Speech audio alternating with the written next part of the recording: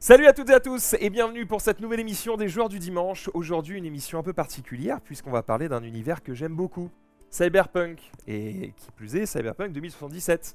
Ça c'est une IP qui vient d'un jeu vidéo qui a eu beaucoup de succès et dernièrement on a eu l'annonce que Cyberpunk 2077 arrive en TCG. Eh bien on a la chance aujourd'hui d'être quasiment les premiers, si ce n'est les premiers, à avoir Luan, le fondateur de Weirdco, qui est du coup la boîte qui fait le TCG Cyberpunk 2077. On va pouvoir lui poser plein de questions, il y a plein de trucs auxquels il va pas pouvoir répondre, mais on va quand même essayer d'obtenir un maximum de réponses. Et peut-être même qu'on pourra vous montrer des cartes. Allez, c'est parti, à tout de suite.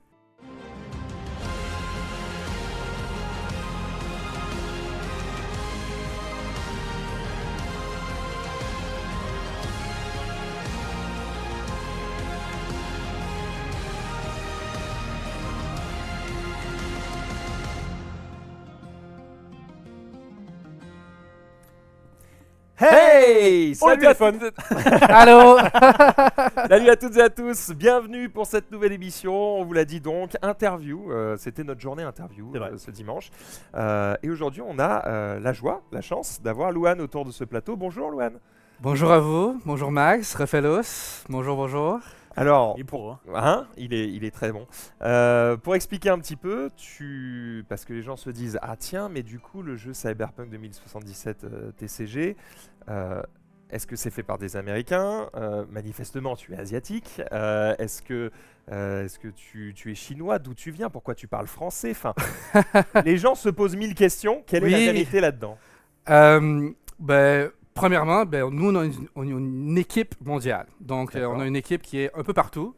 Moi personnellement, je vis à Hong Kong, D'accord. mais j'ai grandi à Montréal. D'accord. Et donc, Ça explique le fait que tu parles français. ça explique le français, bien sûr. J'ai passé toute mon éducation jusqu'à la fin du secondaire en français.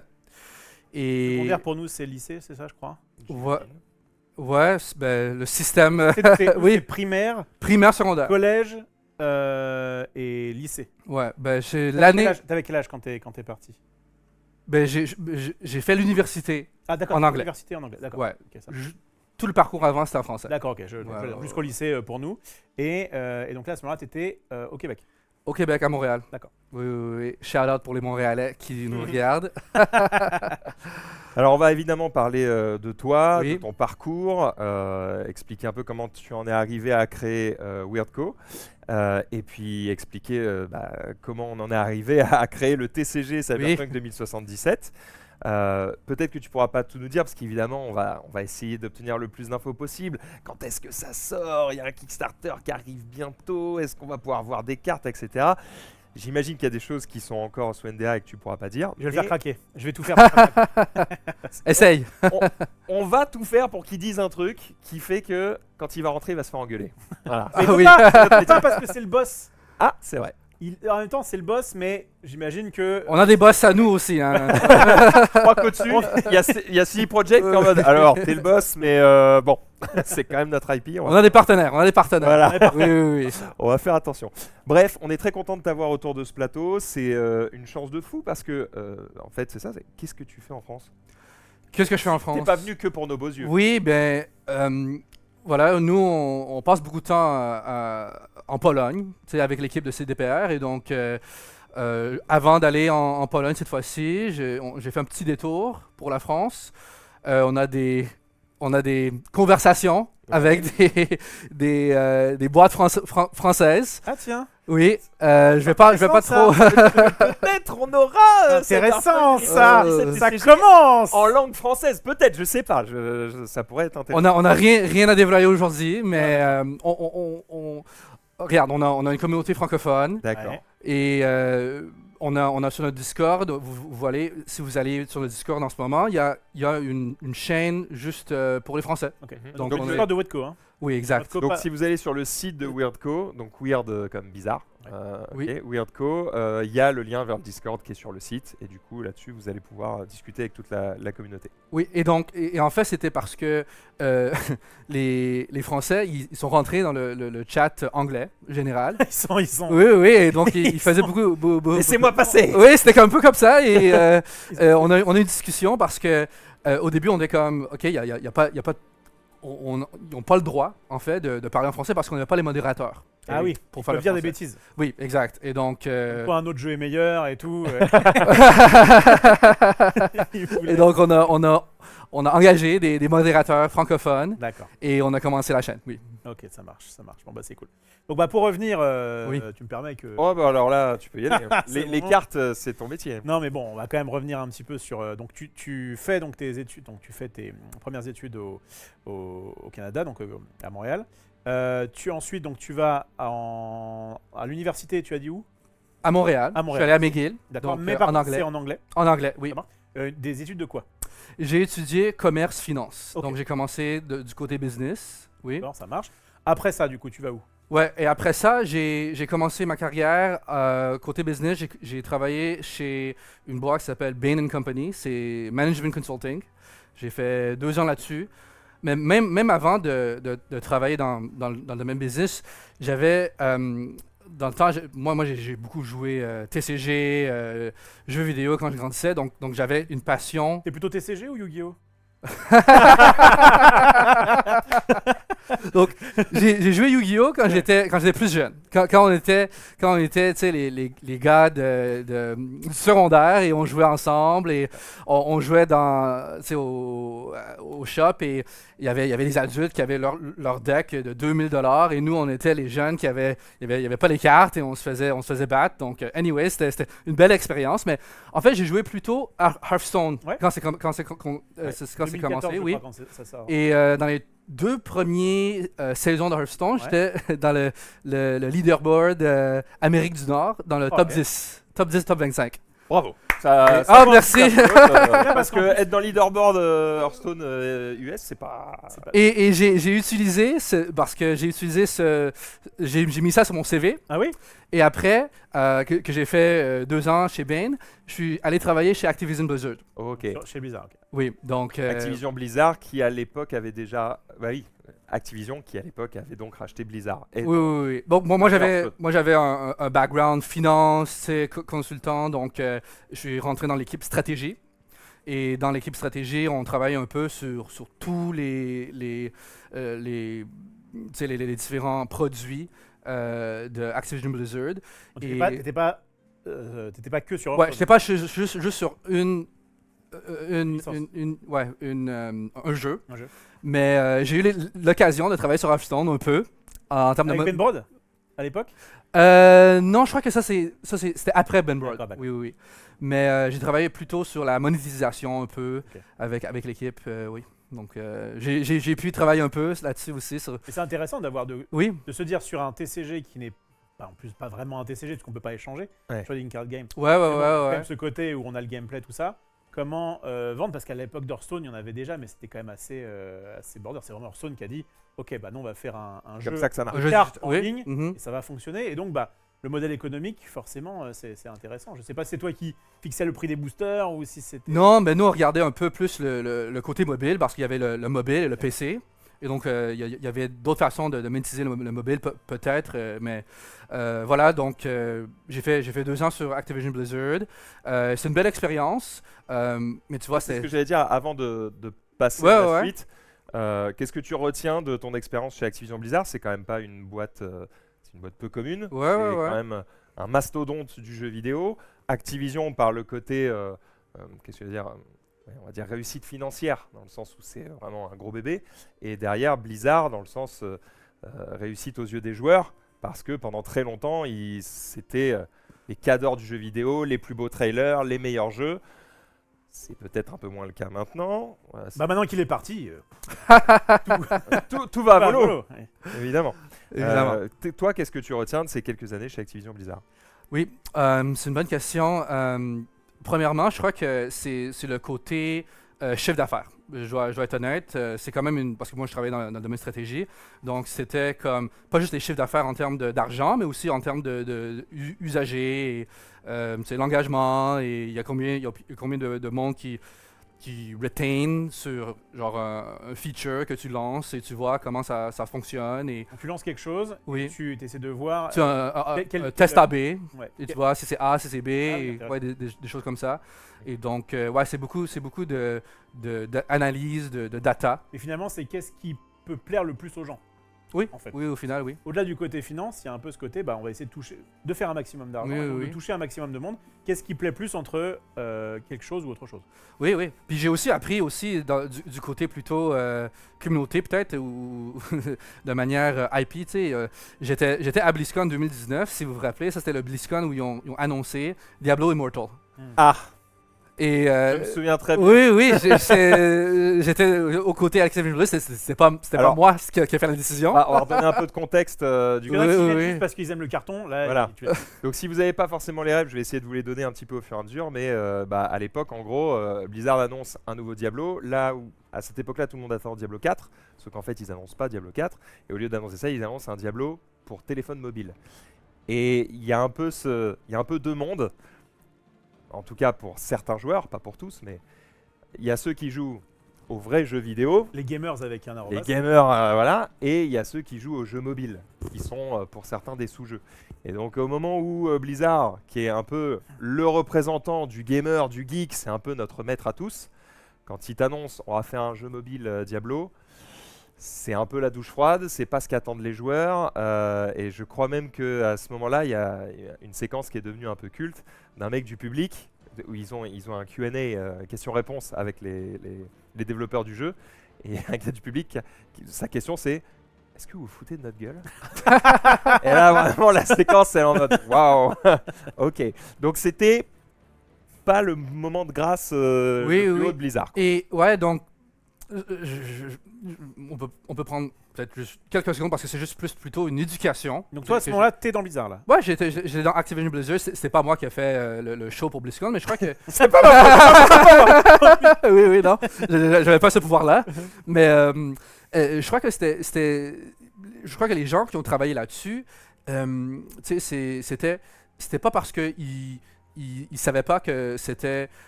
Je crois que c'est une grande entreprise, c'est Activision Blizzard. Et donc, il y a beaucoup de gens, il y a beaucoup de choses qui se passent. Et donc, Blizzard, mettons, ils ont une règle avec BlizzCon, c'est qu'ils ne veulent pas montrer un jeu sans qu'il y ait un démo sur le sol de C'est BlizzCon. pas jouable. Oui, c'est pas jouable, exact.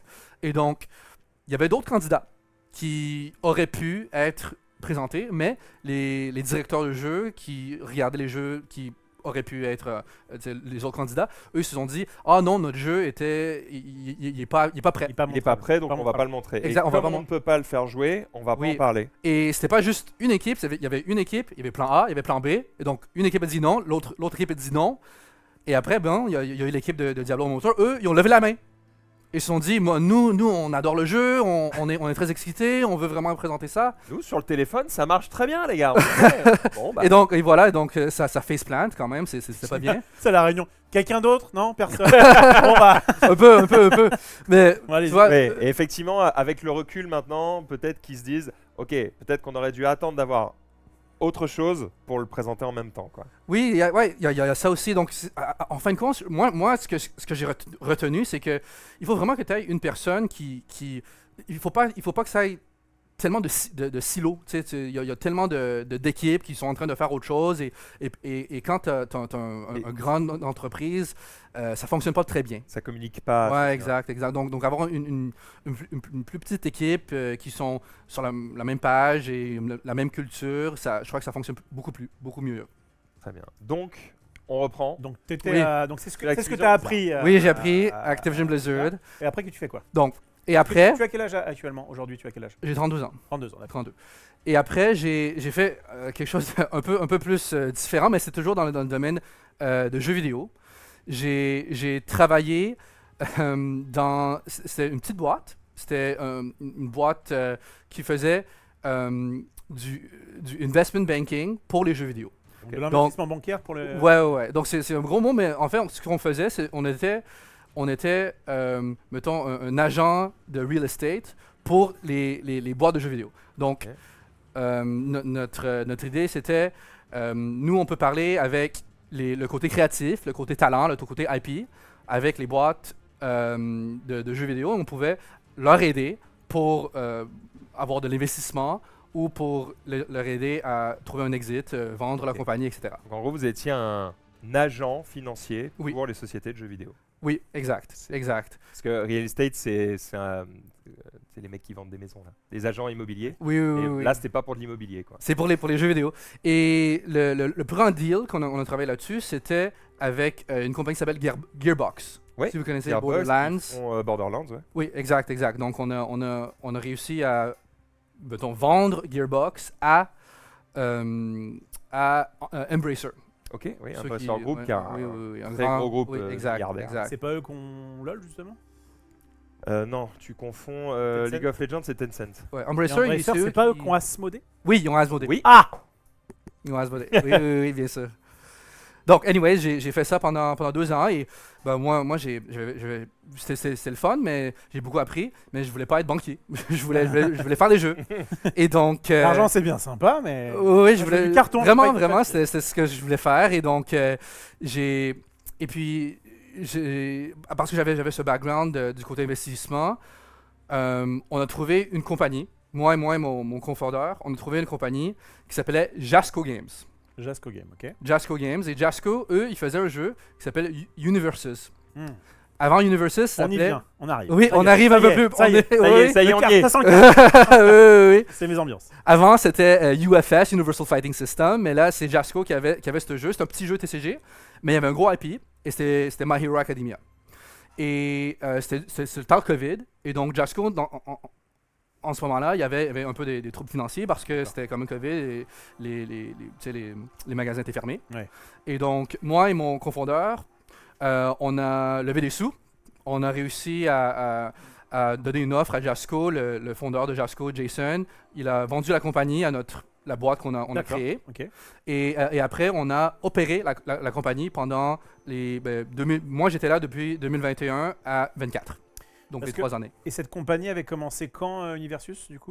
Oh, ben Universus, UFS, je crois que ça a commencé année genre 2006. Ouais. C'était un TCG qui était assez. Puis c'était comme une compagnie qui s'appelle Sabertooth Games. Puis il y avait Sabertooth, puis c'est FFG qui a acheté. FFG, ouais. Oui, Christian Peterson qui a acheté. Je Et crois. après- Je crois que si je me trompe pas. Ah, t'as des. Si Oh, je wow! me trompe pas, j'ai retrouvé. On Oui, a tout oui, ici, oui, on a oui, tout, oui. les gars. Oui, bien Ouais, sûr, parce que bien les gens ne sûr. voient pas. Qu'est-ce que Oui, oui, ils sont un c'est peu là. ça. Oui, on peut le Ah, mettre je, sur le. je vais montrer aux gens, mais effectivement, on avait testé un petit peu tout ça. Alors attendez, je vous mets un autre plan. Si je On l'avait mets fait, là, on l'avait fait en off, on l'avait gaffe, on voit pas. ton téléphone si jamais. Dans le- Voilà, je crois qu'on vous l'avait pas montré en émission. On l'avait fait en off, mais regardez. Donc ça, c'est les cartes d'Universus, c'est ça? Universus, oui, Qui est My Hero sorti- Academia. C'est sorti en 2021. 2021, Jasco Games. Donc, Jasco effectivement, Games, oui. Ce que tu dis pour l'instant a l'air d'être vrai. Ouais, ouais. C'est bien. Donc aujourd'hui, Jasco, parce que nous, on a rebrand la compagnie de Jasco à UVS. D'accord. Donc là, aujourd'hui, c'est UVS Games. Et UVS, là ils font autre chose. Et je dois faire un disclaimer. Aujourd'hui, je ne travaille plus avec UVS. D'accord. Moi, j'ai quitté la compagnie en 2024. Ok, donc il y a 1 an, 2 ans, quoi. Ouais, Ouais. exact. Dans exact. une bonne ambiance ou pas? Oui, une ambiance amicale. Je crois que, tu sais, je vais avouer une chose. Peut-être qu'il y avait une différence de vision, peut-être. Ou moi, je crois que tout mon parcours, c'était pour m'amener ici parce que moi, j'ai voulu beaucoup plus. Ici, là, dans ce studio. Oui, dans ce studio aussi aujourd'hui Avec avec nous. vous, avec Max, C'est ça, le c'est public. exact. Parce que moi, je voulais vraiment être au côté créatif, le côté créateur, le côté plus proche jeu, du quoi. produit, Ouais, oui, ok. du jeu, exact. Et donc, avec Universus, le début de My Hero, c'était excellent. Mais après, il y a eu des erreurs du côté distribution et autre chose. Et donc, le jeu a baissé un peu. Et donc, là, la compagnie, aujourd'hui, la compagnie, elle va bien. Tu vois, elle publie le jeu Riftbound avec Riot Games. Ça me dit quelque chose. Oui, oui. Mais c'est. T'es parti au bon moment, en tout cas. Ouais, tu vois, c'est ça. C'est bien. C'est vrai que Riftbound, c'est énorme licence. A Oui. priori, je sais pas à quel point ça va porter UVS, mais en tout cas, C'est une business différente parce qu'avec UVS, là en ce moment, avec Riftbound, c'est pas UVS qui font le design. Ils font pas le design, ils font pas le art, ils font le reste. D'accord. Qui est quand même très Le important. gameplay, on est d'accord. Le gameplay, du coup, c'est quand tu dis design, non, c'est le le- design, justement, le design, c'est C'est Riot qui le fait le gameplay. design. Ah C'est oui, les même Riot le- qui fait le ils gameplay. font et le les gameplay, images. l'illustration, mais qu'est-ce qu'il leur reste, du coup? Ben, c'est la production, la ok. logistique, D'accord. la distribution, En organisation. fait, Riot sait faire des jeux, mais ne sait pas faire des jeux physiques. Et du coup, c'est là qu'UVS arrive et dit bah nous, on sait faire en sorte que ça arrive dans les mains des gens. D'accord, ça marche. Voilà. Intéressant. Donc, c'est excellent. Moi, je suis Et toi, très. du coup, quand t'es parti, oui. il y avait déjà dans les tuyaux ce projet-là ou est-ce que t'es arrivé après? Euh, T'es parti. oui.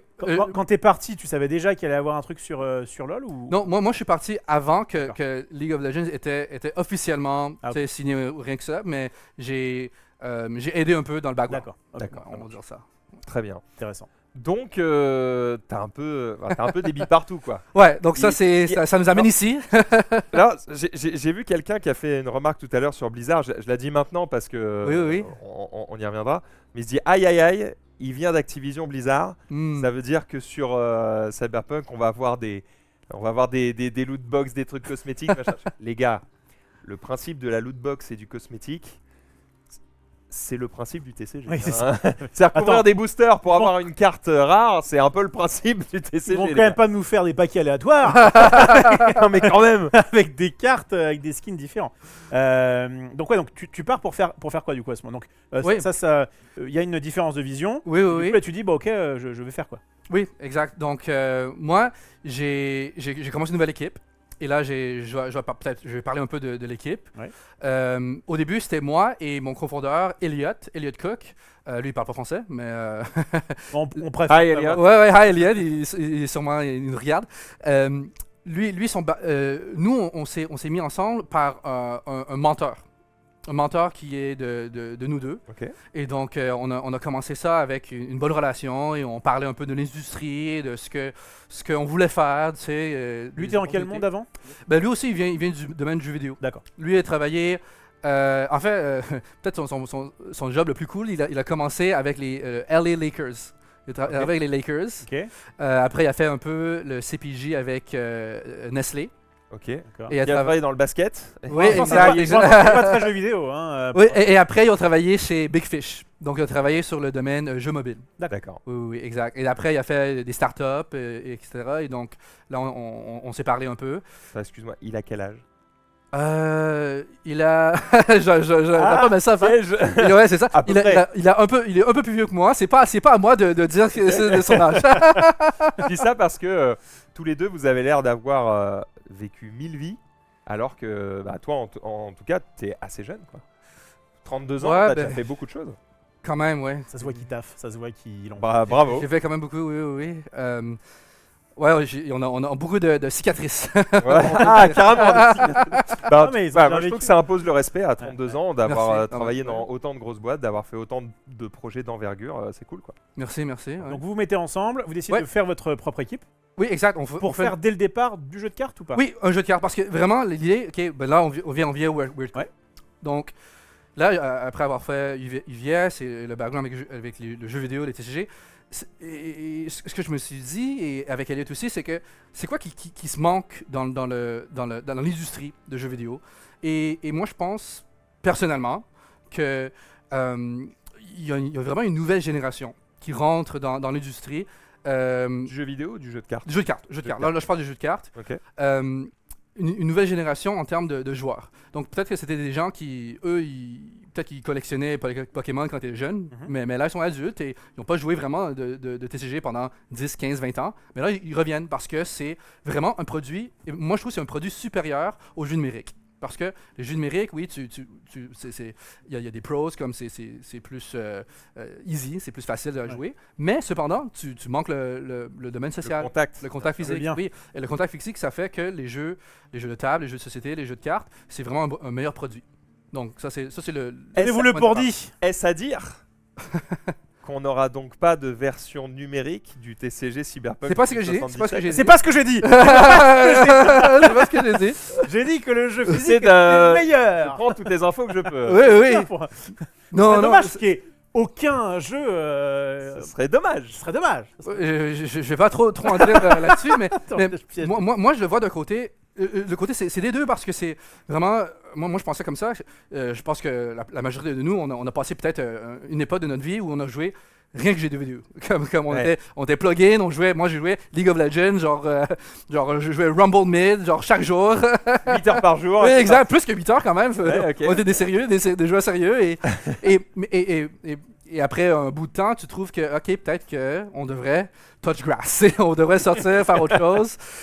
Voir la lumière du Touch soleil. grass, c'est sympa comme littéralement toucher l'herbe. Toucher l'herbe, ouais, ben, en anglais, ils disent beaucoup ça. Ouais. Et là, tu vois, je crois qu'avec les jeux de TCG, c'est une façon et voilà, là, on vient vraiment quelque chose qui me passionne personnellement parce que je trouve qu'il y a quand même une épidémie de loneliness, de la solitude, Oui, Ok. dans les jeunes hommes partout dans le monde. c'est vrai. Et je crois que la technologie, le côté numérique, ça aide pas. Ça aide pas pour te donner des connexions humaines. Ça nous a permis effectivement d'avoir. On n'a jamais été autant connectés, c'est-à-dire qu'on n'a jamais. Je pense que les générations précédentes n'avaient pas autant de connexions que nous, dans le sens. Je sais pas, je dois connaître personnellement 5000 personnes. Mon grand-père, il connaissait peut-être 50 personnes et fin. C'est-à-dire on a la possibilité maintenant de connaître plein de gens. Par contre, on entre rarement en contact Oui, physique avec. oui. Et puis avant, pour pouvoir communiquer à quelqu'un, il fallait lui envoyer une lettre. Oui. Maintenant, on a nos téléphones, mais pourtant, effectivement, Oui, tu restes sur ton téléphone. et tu vois, moi j'utilise le mot épidémie parce que c'est quelque chose que le gouvernement USA, le docteur, le premier docteur, je ne sais pas comment il s'appelle, mais lui, il a dit, je ne sais pas si c'était avec Biden, Obama, Trump, je ne sais pas c'est qui, mais il avait dit que c'est une épidémie les jeunes, aujourd'hui, ils sont moins en moins en contact avec les autres. Ouais.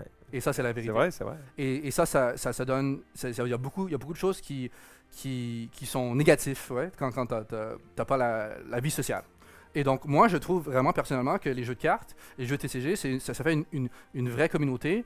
C'est le troisième espace où le monde, après ta vie familiale, ta vie de bureau, T'as tes hobbies, quoi. Le troisième espace, c'est un truc qui est pas mal effectivement employé aux États-Unis pour dire ouais, donc t'as en dehors de ce qui est ton travail, ta famille, t'as autre chose. Oui. Ça peut être aller au bar sport, de vin, ça peut être du sport, ça peut être Ouais, n'importe des quoi, jeux de oui. cartes, Et je crois que pour les jeunes qui sont plus numériques aujourd'hui, sont plug-in, les jeux de cartes, c'est une façon facile pour eux d'arriver dans le domaine social là. sans faire le leap. C'est Comme plus si facile. on rendait physique votre loisir numérique. Oui, exact. Et là ça ouvre et je crois que... Et ça, c'est peut-être une expérience que j'ai eue avec UVS aussi et Universus, c'est juste le côté communauté.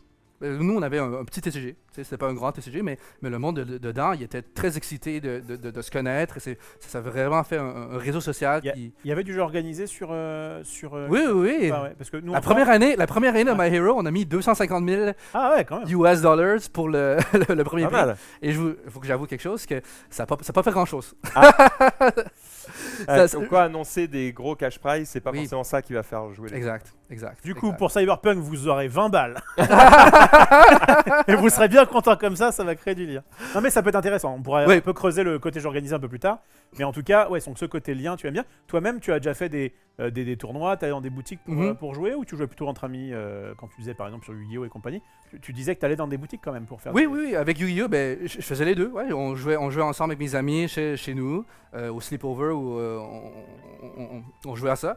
Et on est dans la boutique, mais les boutiques pour nous, quand on était jeunes, c'était plutôt c'était plus difficile parce qu'on se faisait battre à chaque fois. On n'avait pas les decks les meilleurs, on Les était mecs ont plus des jeunes. decks plus chers et puis peut-être Exact. pour aller faire des parties là-bas, il fallait payer ta place. Oui, quand alors même. que jouer chez toi, bah, c'est gratuit. Oui, exact. Et donc il y avait même le jeu en boutique, c'était trop compétitif. D'accord. Voilà. Et donc moi je trouve que le côté casual, le côté où on est un peu plus kitchen table comme on appelle. vegetable, oui, c'est plus.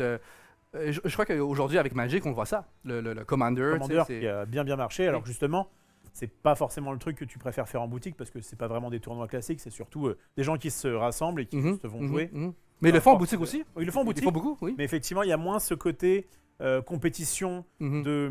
Alors, il y en a, il y a du CEDH, mais il y a plus ce côté. On vient là pour passer une bonne soirée, Oui. jouer entre potes à plusieurs. Et peu importe. Plus qui que, est. il y a un tournoi, je suis contre qui, ok. un tel- Exactement, Moi, je exactement. suis plutôt de cette team-là. Et honnêtement, on va avoir un côté compétitif avec Bon. le jeu, bien sûr. On peut aller tâter les cartes. On peut parler un peu de Cyberpunk, mais oui. Donc pour juste clore un peu la question de Weirdco et pourquoi on fait ça, eh bien, oui, c'est la connexion humaine, premièrement. Et je trouve que nous, on met ça au-delà du résultat financier. Et je D'accord. crois que pour beaucoup de compagnies qu'on... Je vais pas dire... Allez, balance. le, Balance. le côté financier, apparemment, Prime. oui, il est un peu plus prime pour les plus grandes entreprises. Et moi, j'étais à Activision Blizzard, je connais comment ils pensent. Et donc, moi, je pense que les plus petites équipes, les plus petites boîtes, on peut se dire, OK, ben, en fait, si on pense ça pas par un quarter à l'autre, c'est un quart à l'autre, on pense ça pour plusieurs années, peut-être même plusieurs décennies, on voit, on peut réfléchir que, oui, si nous, on focus sur la connexion humaine, on va avoir des chiffres d'affaires plus meilleurs sur des années, sur des On décennies. voit plus ça sur du long terme que sur du court terme. Exactement. Exactement. Pourquoi Weirdco? Oui, oui, mais il y a un côté ici parce que moi j'ai travaillé beaucoup dans des grandes entreprises et moi je trouve que les grandes entreprises, c'est très facile pour eux de rentrer dans un côté où c'est plus genre safe. Ok. Oui, quand quelque chose ils n'ont pas vraiment le goût de prendre des risques. Ok. Oui, et être weird, il y a le côté nerd, et ouais, on est weird, on peut jouer ensemble, mais c'est aussi le côté prendre des risques. Et se dire que oui, on va prendre des risques, on va pas être trop, peur, on va pas avoir peur d'être un peu fou, Ok. un peu crazy, un peu weird, Tenter des trucs, etc. etc. Oui. Pourquoi la petite soucoupe volante? Ok, ben là, ça c'est pas moi qui a créé ça. Ok. C'est mon équipe. Donc, Johnny, c'est notre chef de créatif, creative Johnny? director, Johnny Erner. Johnny Silverhand. Oui, oui. Donc, on peut parler de Johnny un peu. Lui a un background spécial aussi. Il a fait beaucoup de boîtes de jeux vidéo. Mais la dernière boîte qu'il a travaillé, c'est avec Second Dinner, avec Marvel Snap. Oui, Ok. bien. Oui. Et donc, lui, il a fait peut-être 90% et plus des illustrations, des cartes que vous voyez chez Marvel Snap. C'est Johnny qui a vraiment travaillé avec les Ah, il a illustrateurs. travaillé. Ok, il a pas. C'est pas lui qui a C'est pas dessiné. lui qui fait, mais pas c'est qui a lui qui dessiné. a dit. Bah, ce serait bien qu'on ait. C'était le directeur artistique, ouais, c'est ça, de Donc Lucas? il a commencé pas comme directeur artistique, mais il a commencé en termes de gestion de ce portfolio et il a comme gradué là-dessus. Ok. C'est comme ça. Super. Et nous on lui a parlé et on a trouvé que tu vois, avec le côté licence, le côté plus comment tu crées un TCG, tu as besoin de beaucoup d'illustrations. Beaucoup. Bien sûr. Et il y a beaucoup de monde que ce qu'ils font, c'est qu'ils prennent des screenshots et ils mettent ça sur des cartes. Et moi, je comprends pourquoi le côté financier. Le côté financier, c'est plus facile. On le comprend tous, mais c'est vrai que quand on regarde, toi, tu n'as peut-être pas envie de critiquer d'autres jeux. Moi, j'y vais sans, pas du tout. Balance. Il n'y a pas de problème. C'est vrai que quand on regarde, notamment les cartes qui sont communes de One Piece, les gars, Récemment. il n'y a aucun travail. Enfin, Vous savez que j'aime bien Magic, hein, mais récemment sur Avatar, il y a eu donc des alternatives art où c'était vraiment genre, t'avais l'impression que le mec avait pris une photo de sa télé. oh là là. Au moment du dessin animé, il a mis un truc flou, quoi. C'était vraiment particulier. Bon, c'était un alternative art d'une extension, attention, hein, mais effectivement, il y a des. Et après, c'est difficile, hein, ça représente un coût qui est assez. Ça représente assez un énorme, coût, d'ailleurs. mais on c'est- investit. C'est Mhm. une, je crois que c'est PL qui disait ça, de la chaîne VADPL, on leur fait des bisous évidemment, qui disait oui, mais en fait, nos jeux de cartes, au-delà d'être un jeu de cartes, chaque carte est un petit morceau d'art. Oui. Et ça, si tu l'oublies, Et bien justement, moi, quand on a vu donc Cyberpunk, on aurait pu se dire à l'ère des IA, des intelligences artificielles, s'il y avait bien un TCG qui pouvait se dire, bah nous, on est un gros TCG, mais on fait de l'IA et entre guillemets on assume alors que c'est assez mal vu. Le côté cyberpunk et le côté un peu futuriste, ça Mhm. pouvait le faire. Mais très vite, on a vu marquer sur les, Oui. pour justement pas qu'il y ait de confusion, le côté c'est 100% humain. ah, Tu tenais en tout cas. tu te doutes Oui, bien mais- que ça, c'est quand même fait, parce qu'en plus, tu vois, ces 4 illustrations-là, elles sont en tableau Oui, dans je mon sais bureau. pas, Ah oui. Ouais. J'ai Un des display. displays. Oui. Ah oui. Et tu te doutes bien que pour faire tout ça, il y a quand même des artistes de Oui. fous malades qui ont travaillé sur ce jeu. Et je pense que même eux, ils auraient pas vu d'un très bon œil qu'on fasse un TCG sans de vrais artistes, quoi. Non mais c'est bien de le Ouais. préciser. Non, mais aussi, sur le côté cyberpunk, tu vois, l'histoire de cyberpunk, ben, je crois que c'est ouvert pour l'interprétation, mais pour moi, et je crois que c'est pas très controversé de dire que, en fait, c'est un peu le rebellion. Tu sais, on révolte contre justement contre la qui technologie qui nous rend moins humains. D'accord. Et donc, ouais. Donc, nous on fait pas ça. Donc, on va en plein des raisons, mais juste pour clore encore. Vas-y. Alien, ça, c'est Johnny.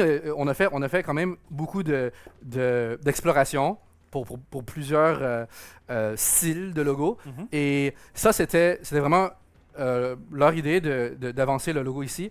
Et en fait, on a créé les t-shirts avant de, avant de, Ah ouais? oui, avant de se dire, ah oui, c'est ça le logo. Mais on a créé les t-shirts, on était comme, ok, on aime vraiment ce logo-là. C'est qu'il y a quelque chose de différent. Quelque chose, c'est pas comme, comme j'ai dit avant, il y a beaucoup de choses, c'est très safe. C'est très, ils prennent pas de risques. Et il y a beaucoup de compagnies, eux, qu'est-ce qu'ils font, c'est ils vont embaucher une agence. Une agence créative. Et là, l'agence créative va faire quelque chose qui ressemble à tout ce que tu as vu. Un peu lisse, quoi. Ouais. Un peu, un peu Ouais. dans la norme actuelle. Oui, et je crois que les consommateurs, on est tannés. On se dit, ouais, ben, j'ai déjà vu ce ça. genre de logo comme 10 fois, 30 fois, 100 fois. Et Ça c'est vrai me dit que rien. là, que ce soit sur la police d'écriture ou sur l'icono, il est bizarre ce logo. Oui, Et donc, exact. bah, ça fonctionne. Oui, exactement. Exactement. On a maintenant les infos de comment Weirdco s'est créé, quelle est cette boîte, qui travaille dedans, même si on n'a pas fait le tour de tous les employés et probablement qu'on en reparlera après. À ce moment-là, Weirdco n'a pas de jeu. Non, Notre premier jeu, premier jeu. c'est Cyberpunk 2077 TCG. Oui. Comment tu fais? Alors, t'as un petit CV quand même, mais Là, il a joué à Hearthstone. Hein. quand Pas Yu-Gi-Oh! quand t'as pas créé de TCG dans ta vie, comment tu Mhm. fais pour réussir à convaincre les cadors que sont les gars de CD Projekt Red que c'est toi qui dois faire le TCG Cyberpunk 2077? Oui, bonne question. Merci. Son métier. Et donc, premièrement, je crois que faut que tu approches la conversation d'un côté de passion. Moi, je suis pas une grande boîte. Je peux pas venir et dire, nous, on va dépenser plus de ressources, plus d'argent. C'est pas comme ça que tu vas gagner leur confiance. Voilà, tu commences avec pourquoi est-ce que Cyberpunk, nous, on pense que c'est vraiment un IP qui va être excellent pour le TCG. C'est comme ça qu'on a commencé la conversation. Et moi, personnellement, j'ai regardé Cyberpunk Edgerunners. C'est comme ça que moi, j'ai tombé en amour avec. Et voilà, La série sur Edgerunners, Netflix. c'est la série animée sur Netflix où on va suivre justement l'histoire d'un. C'est un spin-off, c'est-à-dire que ça vous fait pas suivre l'histoire du jeu vidéo. C'est dans le même monde que le jeu vidéo, mais on suit l'histoire d'autres personnages. oui, exact. Et parce que moi, je regardais beaucoup d'animés parce que je faisais My Hero et on regardait plein d'IP. Et moi, j'étais comme, waouh, c'est un IP qui est pas comme les autres. Quand tu regardes beaucoup d'animés, il y en a qui se ressemblent un peu, mais Edgerunners, il est à part. Et moi, après, j'ai joué au jeu et j'ai tombé en amour avec tout le IP. Et donc, je crois qu'au départ, quand on a présenté le projet à CDPR, c'était juste, les gars, nous, on veut vraiment créer ça parce qu'on a une passion pour. Une passion pour ce IP. On pense que du côté business, financier, ça s'explique très facilement. Mais le côté produit et comment on va faire le lien entre comment tu te ressens quand tu regardes Edgerunners, comment tu te ressens quand tu joues à 2077 et tu dois prendre des décisions avec le ending et tout. Comment est-ce qu'on peut rendre ça d'un côté produit? Et je pense que ça, c'est quelque chose, et moi je le dis, qu'il n'y a pas beaucoup de gens qui sont capables de le faire dans le monde. Et je pense que nous, on a pu au moins convaincre CDPR que nous, on est l'équipe qui peut le faire pour eux, pour Cyberpunk, dans ce moment-ci. C'est bien vendu. C'est bien vendu. Il est pas mauvais. Hein. Et là, on arrive pile dans le virage. Ah, On est pile dans le virage où, ça y est, on va parler Oui, du TCG Cyberpunk 2077. vous allez peut-être voir des cartes. Mais on était là surtout pour parler parce qu'en fait, il y a déjà des cartes qui ont été visibles. On va en reparler évidemment, bien sûr. Mais je trouve que c'est toujours intéressant d'avoir toute la genèse du truc oui. et de se dire, ok, on en arrive là. C'est votre tout premier jeu. Vous avez déjà une super licence. Comment ça s'est fait, etc. Et on veut bien croire que tu transpires un peu la passion. Ouais. Que tu as ce côté où, ouais, bah voilà, on va se sortir les doigts et on va faire un truc qui est digne de ce nom. Mhm. Et donc, bah, ok, bah, allons du coup sur ça. Donc, la boîte s'est créée il y a quoi? Il y a 2 ans à peu près. Oui, exactement. Et depuis, ça a correspondu assez vite. Vous avez récupéré cette licence et vous êtes. Non, mis à ça bosser, nous a comment pris, je vais avouer, ça nous a pris 1 an. Ouais. Pour Entre prendre le moment où tu as eu l'idée Ben, entre le moment où l'envie. on a eu l'introduction avec CDPR, et le moment où ils ont dit go. ben, l'introduction pour le premier call. Tu sais, tu Ouais, t'introduis, tu dis nous on veut faire le TCG, Mhm. puis là il faut faire le business development. Tu sais, Ok. ça nous a pris presque 1 an pour signer le contrat avec CDPR. Et là, à ce moment-là, vous avez déjà, donc, t'as déjà embauché des gars qui travaillent à un game design en particulier sur Oui. ce jeu-là. Mhm. Ouais, donc, en parallèle, tu essaies Ouais, là- tu mets tes ressources en disant, bah, on va essayer de Tu déjà monter un projet. finances ça toi-même au début? Oui, moi et mon cofondateur Elliot, oui. D'accord. Et après, on a récupéré un peu des sous d'investisseurs, mais c'était des investisseurs de nos amis. D'accord. Donc, mettons, le mentor que j'ai dit tantôt, Bill Mooney, qui nous ont mis ensemble, lui, il a eu des exits. Hein. Il a travaillé chez Zynga, chez Roblox, chez D'accord. d'autres places. Donc, lui Les a- exits, ça veut dire qu'il a quitté des boîtes et qu'il a pris un peu de billets au passage. Oui, exact. Donc, anyway, ben, la plupart, c'est nous qui nous a fait directement. Mais comme tu demandais avec que tu disais le game design, je dois introduire une troisième personne, là. Tu peux. Richard Zapp, ça c'est notre chef d'équipe pour le game design. Ok. Richard, son background, c'est avant de venir travailler chez nous, il a travaillé chez Duel Masters. Oui. C'est un lead developer sur Duel Masters. Duel Masters, alors attends, parce que Duel Masters, il y a le jeu de cartes et il y a le jeu de Yu-Gi-Oh! C'est pas le même. C'est Master Duel, Non, c'est non. Yu-Gi-Oh! Master Duel, Et c'est Duel Yu-Gi-Oh! Masters, Duel Duel Masters, Masters, c'est oui. une série C'est- animée qui existe aussi du C'est coup en... le sort de petit frère de Magic, parce que ça a été pris par Wizard, Oui. il me semble. J'avais joué à l'époque. Oui, Où il y avait, on retrouvait un peu comme un Dragon Ball le principe de mettre ses ressources retournées pour pouvoir les jouer. Et c'est quelque chose qui a eu. Je sais que pendant un moment, Wizard mettait ça en avant en disant c'est la bonne porte d'entrée, c'est un peu notre Pokémon entre guillemets, Ouais. ou notre Yu-Gi-Oh! Mais c'est la bonne porte d'entrée pour commencer à mettre des jeunes, des enfants dans l'univers du TCG et après éventuellement aller sur Magic. Donc oui, et ça se tenait quoi le jeu. Il y Oui, avait le et- système de points de vie aussi qui a repris Dragon Ball plus tard. Ouais, Ça avait tes cartes représentaient tes Ça. points de vie aussi. et Duel Masters, même aujourd'hui, c'est un jeu qui est comme top 5, top 4 au Japon. Ouais. Et rien Oh. qu'au Japon. Ah oui, d'accord. Mais cependant, c'est quand même un jeu spécial parce que c'est un jeu qui est populaire au Japon, mais c'est une équipe à Seattle qui fait, Ah ouais. qui fait le game design. Bah, C'est Seattle, Wizards. c'est là où il y a le siège de Wizard, donc c'est pas du tout déconnant que ça parte Oui. de là. Donc, bien sûr, il y a une équipe au Japon, mais c'est vraiment à Seattle qui font le design. Donc, Richard, lui, il vient de là. Avant cela, il travaillait avec Bandai Bandai. et il faisait tout le playtesting du côté Amérique du Nord. D'accord. Donc, tous les jeux Gundam, One Piece, Battle Bah. Spirits, le nouveau Dragon Ball, Ball, ouais, ok. oui, Union Arena, tous c'est des jeux que lui a touché durant son parcours avec Bandai. Donc, il a quand même touché beaucoup de jeux IP TCG. Après, c'est souvent le même jeu, un peu différent. Ouais, j'allais Ouais. y venir. Parce que du coup, c'est intéressant. Oui, Ça veut oui, dire qu'il sait quand même ce que c'est qu'un TCG. Mais c'est vrai qu'on a tendance à dire les jeux Bandai. oui, Dans le sens oui, où oui. ils se ressemblent un peu tous. Et je te dis que c'est un peu la même leçon que moi j'ai appris avec Activision Blizzard, que Richard a appris avec Bandai. Parce que, tu vois, il y a beaucoup de choses que peut-être que l'équipe de l'Amérique du Nord a voulu envoyer au Japon, et c'est pas tout qu'ils vont reprendre pour, au final. Oui, il y a ce que les créatifs veulent faire et il y a ce qui est validé Oui, exact. à la fin. Et donc, oui, bien sûr, il y a le côté. Oui, Bandai, oui, il y a des jeux qui se ressemblent beaucoup, mais moi, je dois respecter quand les jeux, même si ce sont mes compétiteurs, mais des jeux qui ils font quelque chose de bien. Pour Bandai spécifiquement, c'est le New Player Experience. Ouais. Quand tu es un nouveau joueur, quand tu joues un jeu Bandai, moi, je trouve que c'est un des TCG les plus faciles à rentrer. Mhm. Quand- Alors attention, quand on met le doigt sur ce défaut, en est un de dire les jeux Bandai en général se ressemblent, c'est pas non plus une critique acerbe sur tous les jeux Bandai, notamment que il y a plein de choses que Bandai fait très bien. Tu l'as dit, Oui. l'accessibilité des jeux. Mhm. Nous, il y a quelque chose qu'on trouve assez quali aussi chez Bandai, c'est la qualité des cartes. Oui, La qualité, l'épaisseur, l'impression des cartes Bandai, les effets foils, etc. Ils savent faire des belles cartes. bon, je crois que c'est un bon segue parce que on peut parler de la qualité des cartes là. en ce moment. Ouais. Ah Ça, c'est un point de passion pour moi personnellement. Moi, avant, je vivais en Amérique du Nord, je vivais à Montréal et après San Francisco. Et j'ai déménagé à Hong Kong. Après, j'ai quitté UVS en 2024. C'était le côté personnel. D'accord. j'ai une petite fille là en ce moment. Ah, elle, bien. a 1 an et demi. Donc, anyway, c'est pour ça que j'ai. Félicitations. Oui, Bravo. merci. C'est pour ça que on est déménagé là-bas. Mais aussi, un des points positifs pour moi être à Hong Kong, j'ai visité beaucoup de factories. Ok. D'usines, oui. Les usines sont au Japon, en Chine, en Singapour, en Thaïlande. C'est intéressant. Oui. Je mets une petite pause sur ça. Tu dis j'ai visité beaucoup d'usines. Ça veut donc dire qu'il y a beaucoup d'usines.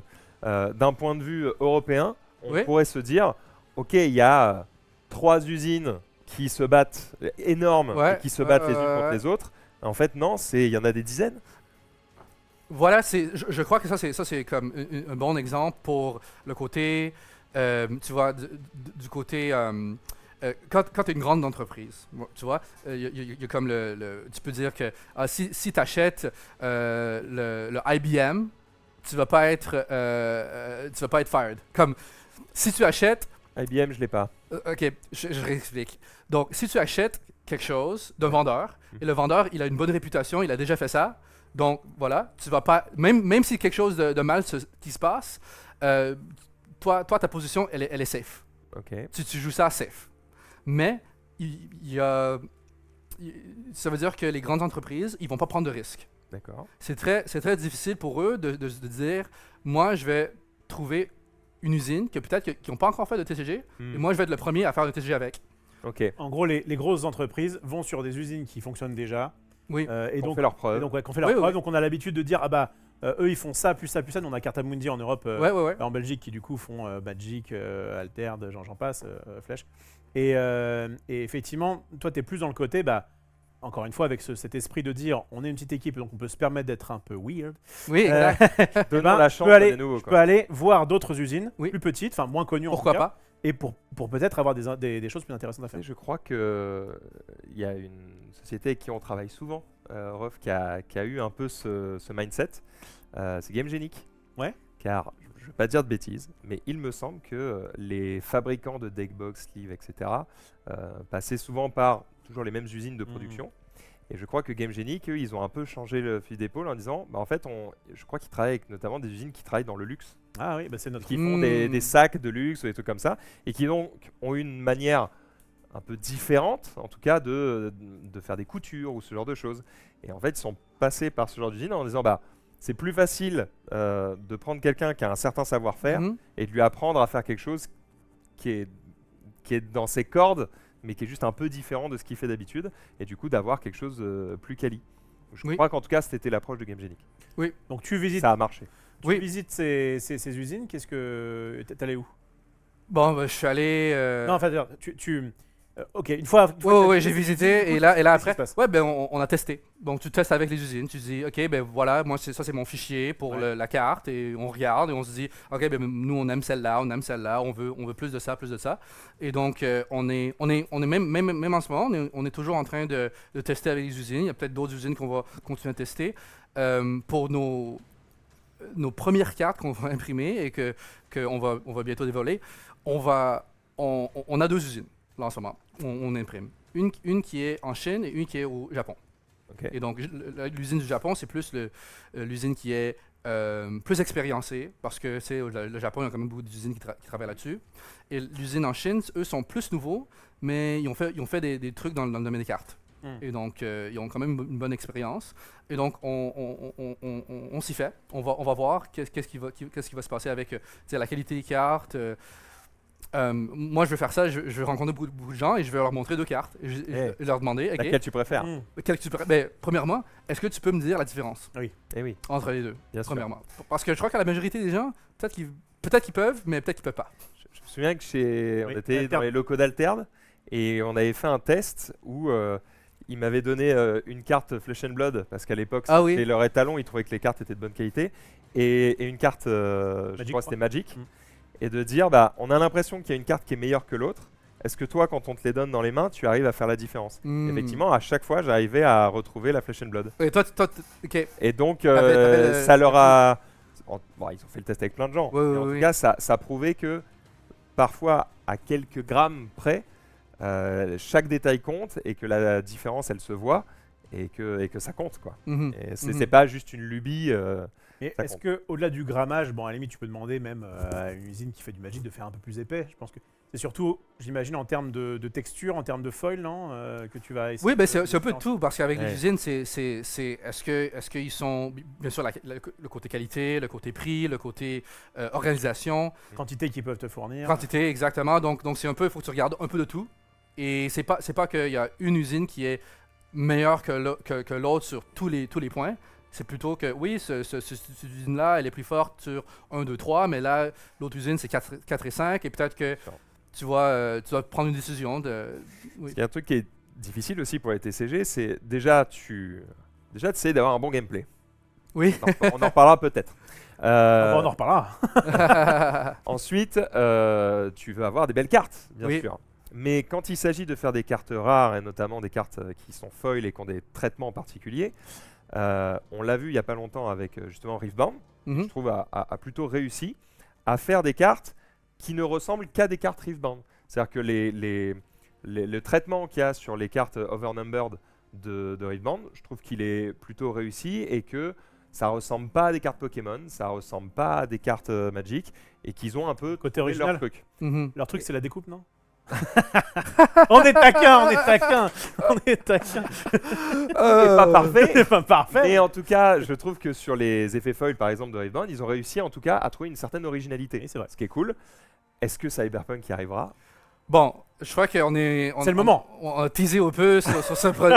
on peut montrer montrer des cartes, au lieu de donc ça- parler. Donc, Ça vient d'une des usines que tu. une des deux parlais usines, oui. D'accord. Ok. Donc là, on est d'accord que ce qu'on va montrer, Ça a déjà été dévoilé. ça a été dévoilé, mais pas comme Pas je le- vais le pas la montrer, c'est-à-dire version pas en physique. physique. Pas en physique, pas en Les physique. fichiers numériques. Juste numérique. Voilà. Donc là, c'est une première World mondiale. Premiere. Et ça, c'est la classe. Il est où Kenyu pour nous dire Check this out. Est-ce qu'on peut retirer les sleeves pour voir Allez-y. pour voir mieux le. Ok. Ok. Alors, on va passer ici. Hop, je vais mettre la carte là. Je vais zoomer dessus et comme ça, vous allez pouvoir la voir en détail. Je les prends dans n'importe quel donc ordre. ça, on rappelle que c'est pas la version définitive, mais en tout cas, ça fait partie du travail que tu cherches à Oui. avoir. Putain, elles sont belles. Ne spoil pas, les gens voient pas. Oh, wow. Ok. Je peux peut-être éclairer encore un petit peu pour que vous voyez. Ça, on est sur quelle rareté là? C'est plutôt commune, rare. Bon, Est-ce qu'il y aura des différents? oui, bon, ben, celle-ci, on appelle ça Nova Rare. Nova, c'est Ah, notre Nova. nom pour la rareté promo. Ok, Une donc carte là, c'est- promo. rareté promo, c'est ce qu'on va avoir en participant à des tournois par exemple. Exactement. Ok, d'accord. Et donc là, on voit qu'il y a une sur le. Vous voyez une texture, c'est pour ça que je fais exprès Ouais. de la mettre là. C'est que là, vous voyez qu'il y a des petites lignes qui dépassent, donc elle est texturée, quoi. Et donc ça, à chaque fois au niveau du foil, par exemple, c'est le gars dont tu nous as parlé tout à l'heure. Oui, Johnny. Ouais, qui essaie justement de faire en sorte de trouver des choses un peu originales, de dire ah bah tiens là on va lui mettre Mais les je yeux. t'explique une chose parce que, tu vois, c'est moins la technique production et c'est plutôt la technique artistique. Donc, D'accord. tu vois, au côté production, oui, il y a le foil, il y a les lignes que tu vois, il y a comme, tu vois, dans le nom, tu vois, il y a un stamp dans le nom. Il y a un. Dans le nom? Tu vois, le nom, il est comme Ok, le nom il est un peu. silver. Ouais. Ah oui, d'accord. Donc, le nom, il y a un petit stamp dedans. Il y a aussi peut-être quelques marques silver dans d'autres parts de la carte, mais tu vois, donc dans cette carte-là, il y a peut-être 1, 2, 3, 4 layers, 4 couches. 4 couches.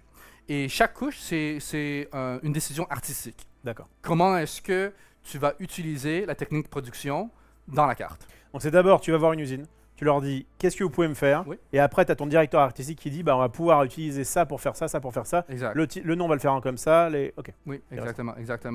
Et c'est vraiment c'est comme une danse. C'est comme, il y a le côté artistique où, ok, comment est-ce qu'on va utiliser plus de stamping, comme tu vois dans le nom. Mm. Tu peux utiliser ça en gros, tu peux utiliser ça en petit, tu peux utiliser les lignes beaucoup plus faibles. Et donc ça, c'est vraiment, moi je trouve que ça c'est le côté artistique qui va donner vraiment un côté de caractère à la carte. Je vois qu'il n'y a pas de text box.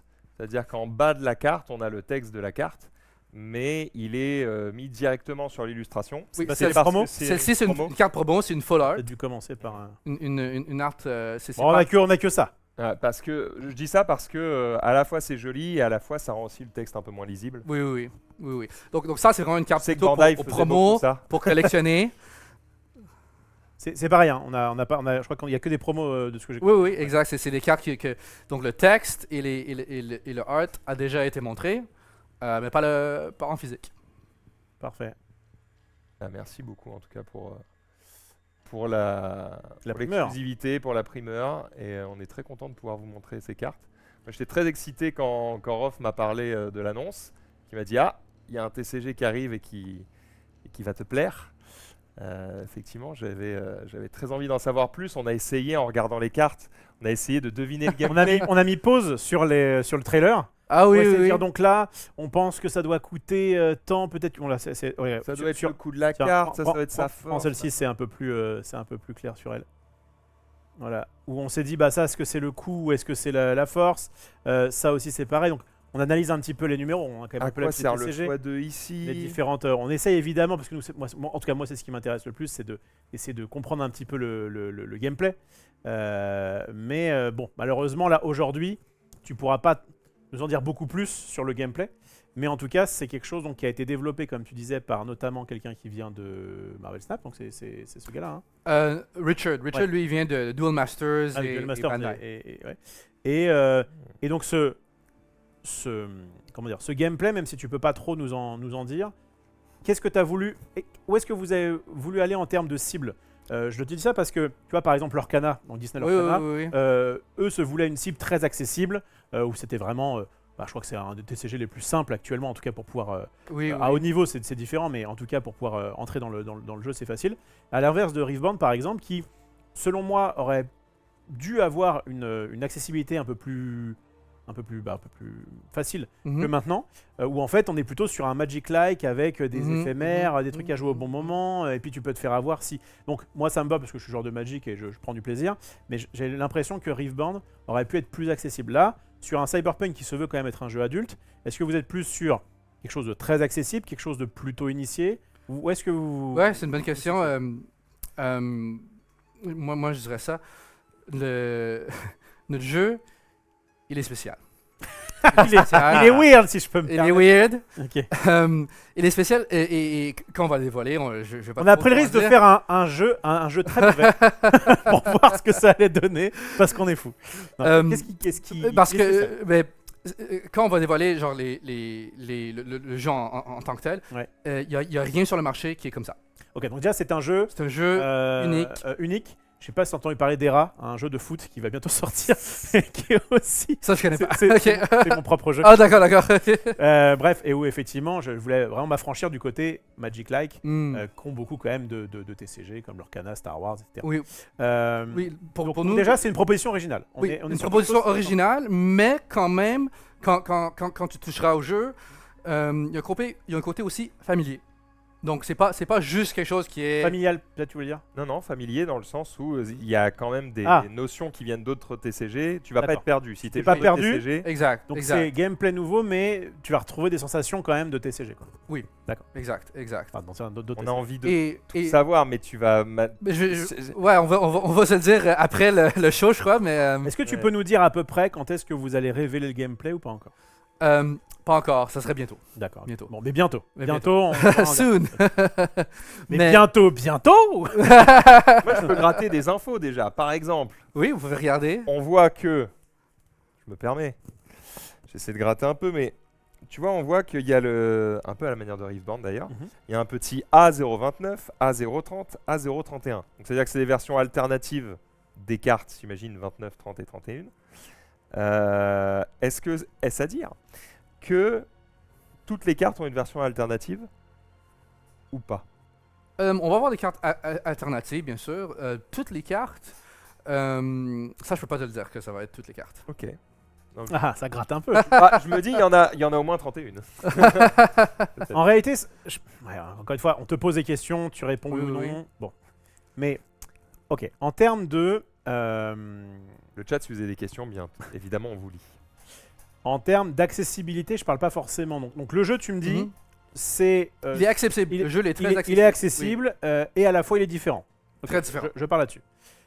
Sur le côté accessibilité au niveau des cartes cette fois-ci. Le fait de pouvoir récupérer des cartes facilement pour peut-être pas oui. trop cher pour faire ça. Est-ce que vous avez pris ça en compte ou est-ce que vous êtes à peu près dans la norme des TCG actuels où il faut quand même pas mal de displays pour avoir un deck viable? Tu me parlais tout à l'heure de Yu-Gi-Oh! Quand tu étais en boutique et où tu avais du mal à récupérer des bonnes cartes. Est-ce que vous gardez quand même ce côté, ça reste un TCG donc il va falloir ouvrir des boosters pour avoir des cartes intéressantes, ou est-ce qu'il y a une accessibilité qui est un peu plus facile, tu vois l'idée? Ouais, bonne question. Premièrement, je crois que le côté accessibilité, premièrement, c'est une question de produit. Ouais. C'est une question, tu vois, là en ce moment, la demande de produits surpasse la quantité. En tout cas, sur les TCG récents, dès qu'ils Et- veulent faire plus, c'est pas assez. Et je dirais, pour nous, on annonce ça, on va avoir un Kickstarter. Et D'accord. une des raisons pour faire le Kickstarter, c'est que on va pouvoir donner à tous les gens la chance d'acheter des produits à un prix fixe, un prix bien, et tu as une garantie d'avoir ce produit-là aussi. Donc ça, c'est premièrement. Et deuxièmement, ça nous donne des données. C'est très important d'avoir les données pour voir, OK, il y a combien de personnes qui ont back le Kickstarter. Et ça va pas juste être des données pour nous, ça va être des données pour les distributeurs, pour les retailers, pour eux qui vont voir qu'il y a quand même de l'intérêt dans le jeu. Si vous faites 20 millions sur Kickstarter, ce sera pas la même discussion que si vous en faites 2. Quoi. Ouais, exact. Et donc pour nous, je crois que, premièrement, comme pour répondre à ta question, le côté quantité de produits, je crois qu'on va être un peu plus proche de la cible à cause du Kickstarter. Du côté de la boîte en tant que telle, les raretés et tout ça, moi je dirais que je crois que la valeur de la boîte va surtout être sur les traitements alternatifs. Et donc pour un ça... peu comme peut l'être One Piece notamment, et beaucoup là-dessus, sur le fait de dire les cartes qu'il y a à l'intérieur valent pas grand-chose, et d'ailleurs pour faire un deck à One Piece, c'est pas très cher. Et donc, tu sais, au par final, contre, c'est pas moi qui contrôle Ouais, bien sûr. les valeurs, mais je peux dire que je crois qu'on va avoir des traitements alternatifs qui vont être spéciaux et qui vont être... je crois que le monde va vraiment vouloir collectionner. Et je dirais peut-être un peu plus que quand tu as un TCG qui est basé sur un IP, il y a quand même beaucoup de gens. Et là, on a ça en fait sur Discord. On a une petite question quand tu rentres. On te demande est-ce que tu es collectionneur, est-ce que tu es joueur, ou est-ce que tu es joueur collectionneur, ou tu n'es rien, tu es tout nouveau. Ouais. Et là, la plus grande la plus grande catégorie, c'est joueur collectionneur. Ok. C'est by far, c'est le plus grand. Le deuxième plus grand, c'est collectionneur seulement. Et oui. Et le Et troisième, après, derrière, il y a les vrais. Mais évidemment. Ah bah dis donc. Rof. Toute une éducation à refaire. Évidemment. donc ça, c'est pas moi qui a décidé. Hein. C'est le. Mais bah n'oubliez pas les joueurs. Mais non, N'oubliez pas les vrais. Et non, mais Ceux qui s'en foutent des alternatifs, qui veulent juste. Mais c'est pour ça que les deux ils fonctionnent ensemble. C'est une relation symbiotique. Parce que tu vois, c'est les collectionneurs, eux, ils veulent collectionner les cartes alternatives. Bien sûr. Ça baisse les prix pour les cartes des joueurs. Bonne réponse. C'est comme Pokémon. Pokémon, c'est Oui, pareil, Pokémon, hein. exactement. Pokémon, les decks valent pas grand chose parce qu'effectivement, comme il y a beaucoup de collectionneurs, du coup là. Et je crois que ça, c'est probablement la balance la plus optimale pour un jeu. Ou un jeu qui est quand même assez facile pour toi de pick up si tu veux être un joueur, tu sais, qui est quand même assez affordable. Mais si tu veux vraiment collectionner, avoir tous les foils dans ton deck, ben là... Fortement. Là, va falloir sortir le chèque. un petit peu plus. Est-ce que vous réfléchissez déjà au jeu organisé? Est-ce que tu peux en Bien parler sûr. un petit peu? Ouais, ça reste quelque chose de. Ça va être quelque chose de weird. Le but, ça va être tu t'assois, pile ou face. Ah, là, ce sera du 3 contre 3. Rien à voir. Donc, je veux pas trop en dire, mais je vais expliquer un peu la philosophie parce que, comme j'ai dit tantôt, avec My Hero, on a essayé des choses qui étaient plutôt orthodoxes. Comme faire un cash prize pour le Organized Play, c'est pas nous les premiers qu'on le fait. Et on a eu j'ai personnellement des études là-dessus. Et là, je pourrais vous dire que le côté Organized Play, on veut le baser sur quelque chose de différent. Et bien sûr, il va y avoir un côté compétitif, mais vraiment, je ne veux pas trop en dévoiler aujourd'hui, mais ça va être un Organized Play qui ressemble à rien sur le marché. Est-ce que vous C'est encore éducatif. On aimerait en savoir plus. Est-ce que vous prévoyez le lancer à la sortie ou d'attendre un petit peu avant de le lancer? Ça va lancer au départ D'accord. quand on va avoir le premier set retail. Est-ce que vous avez pensé le jeu dans des éléments un peu, mais bon, je pense pas que ce soit bien dramatique, mais bon, de toute façon, encore une fois, si tu Oui, veux pas oui. répondre, tu réponds pas. Est-ce que vous avez pensé le jeu comme la plupart des TCG, à Mhm. savoir jouable en construit, donc tu construis ton deck Mhm, avec les cartes que mhm, tu as en mhm, déboosters mhm. et tu joues, mais aussi en paquet scellé / en draft, qu'on appelle le limité, à Magic notamment. Est-ce que c'est aussi conçu comme ça pour pouvoir faire notamment des avant-premières plus facilement ou pas, ou est-ce que juste... Ouais. Je crois que au départ, notre focus c'est le constructed, le construit. On va avoir des règles pour d'autres formats. D'accord. Le format weird. D'autres formats. Mais en ce moment, on focus sur le construit. D'accord. Ok. Est-ce que à la base, c'est un jeu en 1 contre 1? Oui. Est-ce que vous prévoyez un mode multijoueur pareil ou est-ce que c'est plutôt centré sur le duel? Qu'est-ce que je vais voir? Je vais pas trop dévoiler. Je pense que je vais expliquer en question de philosophie que Être ou ne pas être. je vais- Être ou ne pas être? ça va être la première question. Je vais juste hit pass. Ok, d'accord. Ah. Ok, il y a un petit joker. C'est parce que derrière, t'aurais pu te dire ah bah tiens c'est intéressant. Moi, il y a un truc que j'ai trouvé bizarre par exemple il y a pas très longtemps quand ils ont dévoilé Riftbound, Mhm. la première vidéo qui est sortie, c'est une vidéo pour dire regardez on est autour d'une table 4 personnes ronde qui jouent un truc. et on joue à 4 et je vois le côté de dire regardez on est différents et j'étais là les gars je crois que les joueurs de cartes ils veulent juste Ah. rien dire, hein. Mais non, parce que du coup, il y a beaucoup de joueurs de Commander et maintenant, c'est ce qui marche le plus à Magic. Hein. Donc, je serais. Ouais, mais sur Riftbound J'aurais envie d'être d'accord avec toi, mais c'est vrai que l'Orcana, par exemple, qui à la base était censé être, comme c'est des points de victoire à avoir, c'est plus facile de faire un jeu multijoueur. Alors quand c'est des points de vie, du coup, tu vas attaquer un mec. Bon. Ça faisait un peu plus jeu de société. Qui joue à l'Orcana en multi Enfin, en tout cas, on va pas. bref, en tout cas, ce côté dire le premier truc qu'on vous montre, c'est le mode multi, j'avais trouvé ça particulier. Mm. C'est pour ça que quand la question de Rof était intéressante de dire, ok, est-ce que c'est plutôt du 1v1, est-ce que c'est plutôt du multi, est-ce que ça peut être les deux, je comprends bien la question. Moi j'ai plein d'autres questions qui sont un peu plus centrées sur le gameplay, auxquelles tu pourras peut-être pas répondre. Tu peux dire soon si tu peux pas, mais si on arrive à gratter 2-3 trucs, on sera content. Par exemple, je pose des questions vraiment très spécifiques. Est-ce que c'est un jeu où les ressources sont des cartes à part dans le deck, ou est-ce que c'est un jeu où n'importe laquelle de nos cartes peut servir de ressource? Ou peut-être même que c'est un jeu où il y a des tokens. Peut-être qu'on gagne une ressource par tour comme Hearthstone, je ne sais pas. Je vais juste répondre que c'est aucun des deux. Ok. Ok, attends. Ok. Alors, je vais te poser une question, mais je vais bien la poser pour que tu puisses y répondre. D'accord. Peut-être Parce que que- défausser de cartes de ça. C'est au niveau de la localisation. Oui. J'ai envie de savoir à quel point tu aimerais que le jeu soit traduit en français. C'est pas mal ou pas? C'est pas mal ou pas? Bah il va te dire bien sûr, lui il Non. aimerait que ce sera traduit dans toutes les langues. Non, à quel point tu juges ça pertinent? Est-ce que tu te dis c'est pas forcément 100% parce que c'est pas absolu. Est-ce que tu penses que c'est à l'inverse 50-50? Ouais. Est-ce que tu penses qu'il y a un intérêt aujourd'hui à traduire son jeu en français ou est-ce qu'en fait par rapport au marché mondial, c'est pas si intéressant que ça et en tout cas c'est pas une priorité? Je suis à Paris, les amis, les gars. C'est bien déjà. mais j'avoue, on est en mode exploration. On est en mode exploration. On explore plusieurs langues, plusieurs options là-dessus. Mais en fin de compte, c'est une question aussi de marché, de voir si la communauté cyberpunk, ça va plaire à cette langue-ci. Et donc voilà, aujourd'hui, c'est un peu comme un test. Hein? On verra avec la vidéo qui va sortir et les commentaires. N'hésitez pas à Attendez, partager. partagez. Si ça fait des vues, les gars, ça va tout changer. Oui, on prendra ça en tout cas, considération. Si je peux me permettre, Oui. il y a un jeu qu'on met pas mal en avant sur cette chaîne qui s'appelle Flesh and Blood. Hmm. Ils ont anglais, japonais, parce qu'ils ont lancé pas longtemps au Japon, et de toutes les langues européennes qu'ils ont sorties, la seule qu'ils ont gardée, c'est le français. Hmm. Et si je peux me permettre, Moi, je serais vous.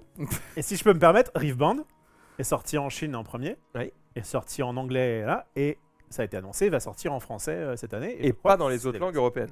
Voilà, Donc- on dit ça, on dit rien. Mais là où je dis un truc quand même, c'est que si vous voulez le faire en français, je pense que c'est bien, et deux, je pense qu'il faut faire ça à zap, enfin le plus vite possible, parce que le principe d'être en retard d'édition, c'est toujours un petit peu Oui, oui, problématique. oui. D'ailleurs, à ce propos, est-ce que vous savez déjà à peu près quel est le rythme de sortie prévu? Parce qu'on est d'accord qu'on est sur un TCG un peu classique avec des sorties. Oui. Voilà. Est-ce que vous avez déjà prévu de faire à peu près comme les autres TCG? Voilà. Là, on est sur l'Orcana, je sais que c'est à peu près les 3 mois, c'est tous tous les les 4 3 mois. Tous les 4 mois, on est sur Star Wars et sur Altered. Magic, à l'inverse, je sais pas Oui, si oui, tu as vu, oui, mais là, oui. cette année, c'est Oui, 7 je sais. éditions. Bref. Sorcerie, c'est l'inverse de magique. Sorcerie, c'est une tous les ans, et encore, faut qu'il y ait du stock. Oui, oui. Voilà, est-ce que tu pourras à peu près Oui, nous dire oui. si tu veux Peut-être que ça, je vais expliquer la philosophie là-dessus et dévoiler un peu peut-être sur cette question-là. Voilà, on lui Et ça, je dirais que c'est aussi le côté de mon expérience avec My Hero aussi. Je pense que parce qu'il y a beaucoup de monde qui me demande cette question-là et qu'il y a comme des discussions qui sont... Il y a un argument qui se dit « Ah, il faut que tu sors les cartes plus rapidement parce que les gens, ils vont se lasser. se lasser, il faut plus d'engagement. » Moi, je suis un peu de l'autre côté de cette question parce que je pense que l'engagement, tu peux le faire avec autre chose, mettons le Organized Play. J'en dis pas plus. Avec le rythme de sortie, je dirais que au départ, Cyberpunk aura un rythme de sortie un peu plus lent que d'autres jeux qui sortent au départ. D'accord. Parce que moi, je pense qu'il faut donner un peu à un nouveau jeu un peu plus de temps de respirer. Au début, il y a beaucoup de nouveaux joueurs. J'ai vu ça de mes propres yeux. Il y a beaucoup de nouveaux joueurs qui rentrent. Ils rentrent 7-1, 7-2, 7-2, 7-3. Et ça donne pas beaucoup de temps si tu fais chaque 3 mois. Bien sûr. Première set, deuxième set, troisième set. Après 6 mois, tu as 3 sets de sortie. Et tu as quelqu'un de nouveau qui veut rentrer dans le jeu. Tu as déjà un peu plus d'impact quand le card pool il est un peu plus grand. Et donc, moi, je pense au départ, pour vraiment donner un peu plus d'oxygène à la communauté, de comment jouer au ce jeu, d'amener plus de joueurs au jeu, on donne un peu plus de temps au départ. Deuxièmement, sur la même question, et tu vois ça aussi à plusieurs de jeux qui viennent juste de sortir, tu sais, au départ, quand tu sors un nouveau jeu, il va avoir des bêtises. C'est pas tout qui va être excellent dès le départ. C'est pas tout qui va être parfait. Et déjà, quand tu réfléchis à faut que tu fasses 4 sets dès le départ, première année, ben ta 7-3 elle est déjà prête. Ta 7-4 elle est déjà prête quand tu sors la 7-1. Mais t'as eu rien comme réponse du marché. Comment est-ce que toi tu peux savoir que la direction pour les 3 prochains sets, quand t'as eu 0 de données? On l'a vu sur Altered. Altered a notamment souffert. Ils ont mis des cartes uniques dans le booster. Et le truc, c'est qu'en fait, le 7-1 était un peu disparate. Ils ont essayé de corriger un peu le tir. Donc, que ce soit au niveau dans le gameplay, mince, est-ce que c'était trop fort, pas assez fort, donc il faut corriger un peu. Exact. Ça. Et au niveau aussi des quantités, le fait de dire tiens, le 7-1 marche super bien, vite, faut le sortir le 7-2, on va en mettre plein, puis finalement il y en a trop. C'est vrai que c'est particulier. Oui, et je dois avouer une chose aussi, parce qu'il y a beaucoup de monde qui nous regarde et ils vont voir, OK, Weirdco, c'est une nouvelle compagnie. Comme vous avez dit, c'est notre premier produit. Et moi, je veux donner à mon équipe la meilleure chance de faire un produit qui va exceller. Pas juste quelque chose qui est comme, OK, oui, il faut rush ça parce qu'on a fait 7-1, là, il faut faire ça 7-2. Je veux vraiment donner la chance pour l'équipe de dire, OK, voilà, on a fait le 7-1, oui, on a 7-2 qui va déjà être en mode de développement. Oui, bien sûr. Mais je veux garder l'option de se dire, OK, on a un peu donné, on va pas attendre trop longtemps, mais un peu donné pour se dire, OK, on peut faire quelques changements. Donc peut-être que ce que vous allez apprendre à la sortie du jeu, ça pourra vous permettre de faire des changements qui rentreraient en application. Peut-être pas dès le 7.2, parce que lui sera peut-être déjà en production, mais peut-être dès le 7.3, ce qui est déjà assez rapide. Ce qu'il vient de dire, c'est que même au 7.2, s'il peut changer quelques trucs, il pourra le faire. J'attends de voir.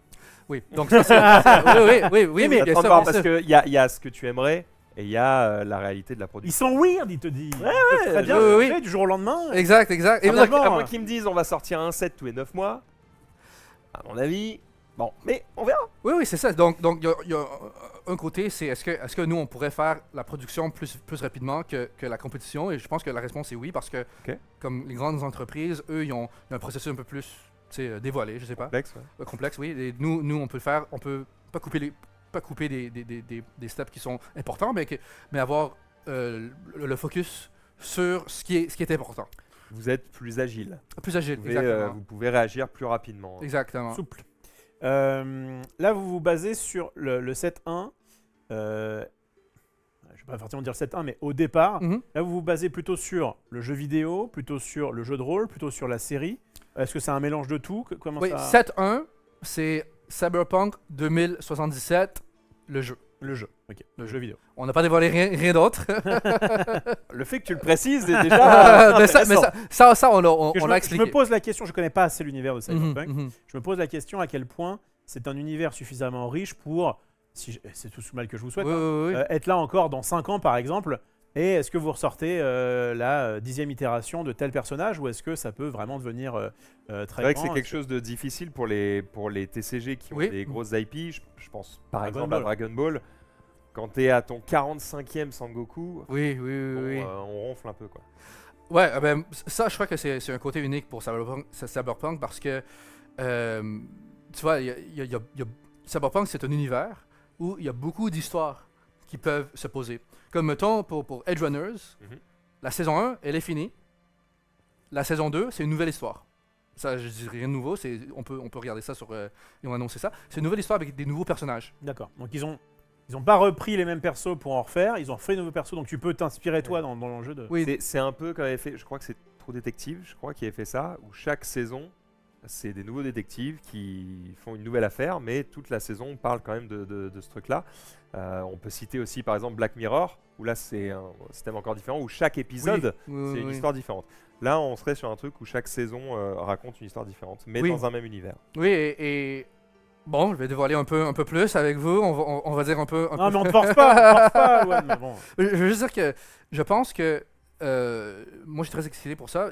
On a l'occasion avec la TCG dans le futur de présenter aussi peut-être des histoires nouvelles dans le monde de Cyberpunk. Et ça, c'est quelque chose qu'on a déjà discuté Ce qui avec. vous donne une liberté. Oui. Et du coup, en termes de lore, justement, en termes d'histoire, vous avez une certaine liberté de la part de CD Projekt, ou est-ce que... Parce que du coup, c'est eux qui ont récupéré... Parce qu'à la base, c'était des jeux de rôle. C'est eux qui ont récupéré toute la licence, qu'on fait le jeu avec. Est-ce que... Non, je crois. Je sais Ils pas. n'ont pas récupéré toute la licence.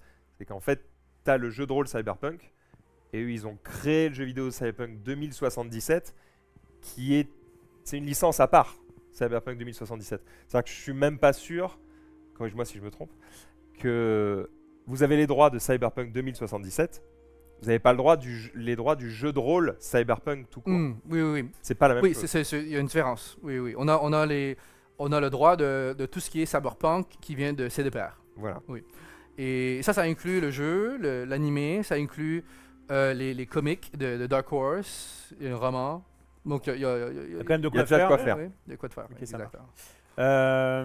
Très bien. En termes de... Ouais, c'est pareil, je crois que je vais être sur des trucs où tu pourras pas forcément répondre, mais juste, je voulais dire, comme... Essaye quand même. J'essaie quand même. Est-ce que votre but, c'est uniquement de vendre des cartes, ou est-ce que vous allez pouvoir explorer aussi d'autres médias, j'allais dire, je pense par exemple à des bouquins, ça a été fait par, j'imagine, CD Projekt. Est-ce que vous avez la possibilité, dans le contrat qui vous lie à CD Projekt, de faire que des cartes, ou vous pouvez aussi étendre un petit peu les différents produits? Ouais, bonne question. Là, en ce moment, on fait juste le TCG. Ouais, c'est déjà pas mal. Oui. Ok, ça marche. Ça sera déjà une bonne chose. Ok, et du coup, eux, donc tu as déjà fait tester, j'imagine, à CD Projekt le jeu. Oui. Ils étaient un peu contents, Oui, très contents, ils contents. vous font Comme des confiance. fous. Et ouais, il faut que je dise une autre chose avec CDPR, c'est parce que il y a CDPR, eux, ils ont créé un TCG, Gwent. Ah Oui, bah c'est vrai. Oui.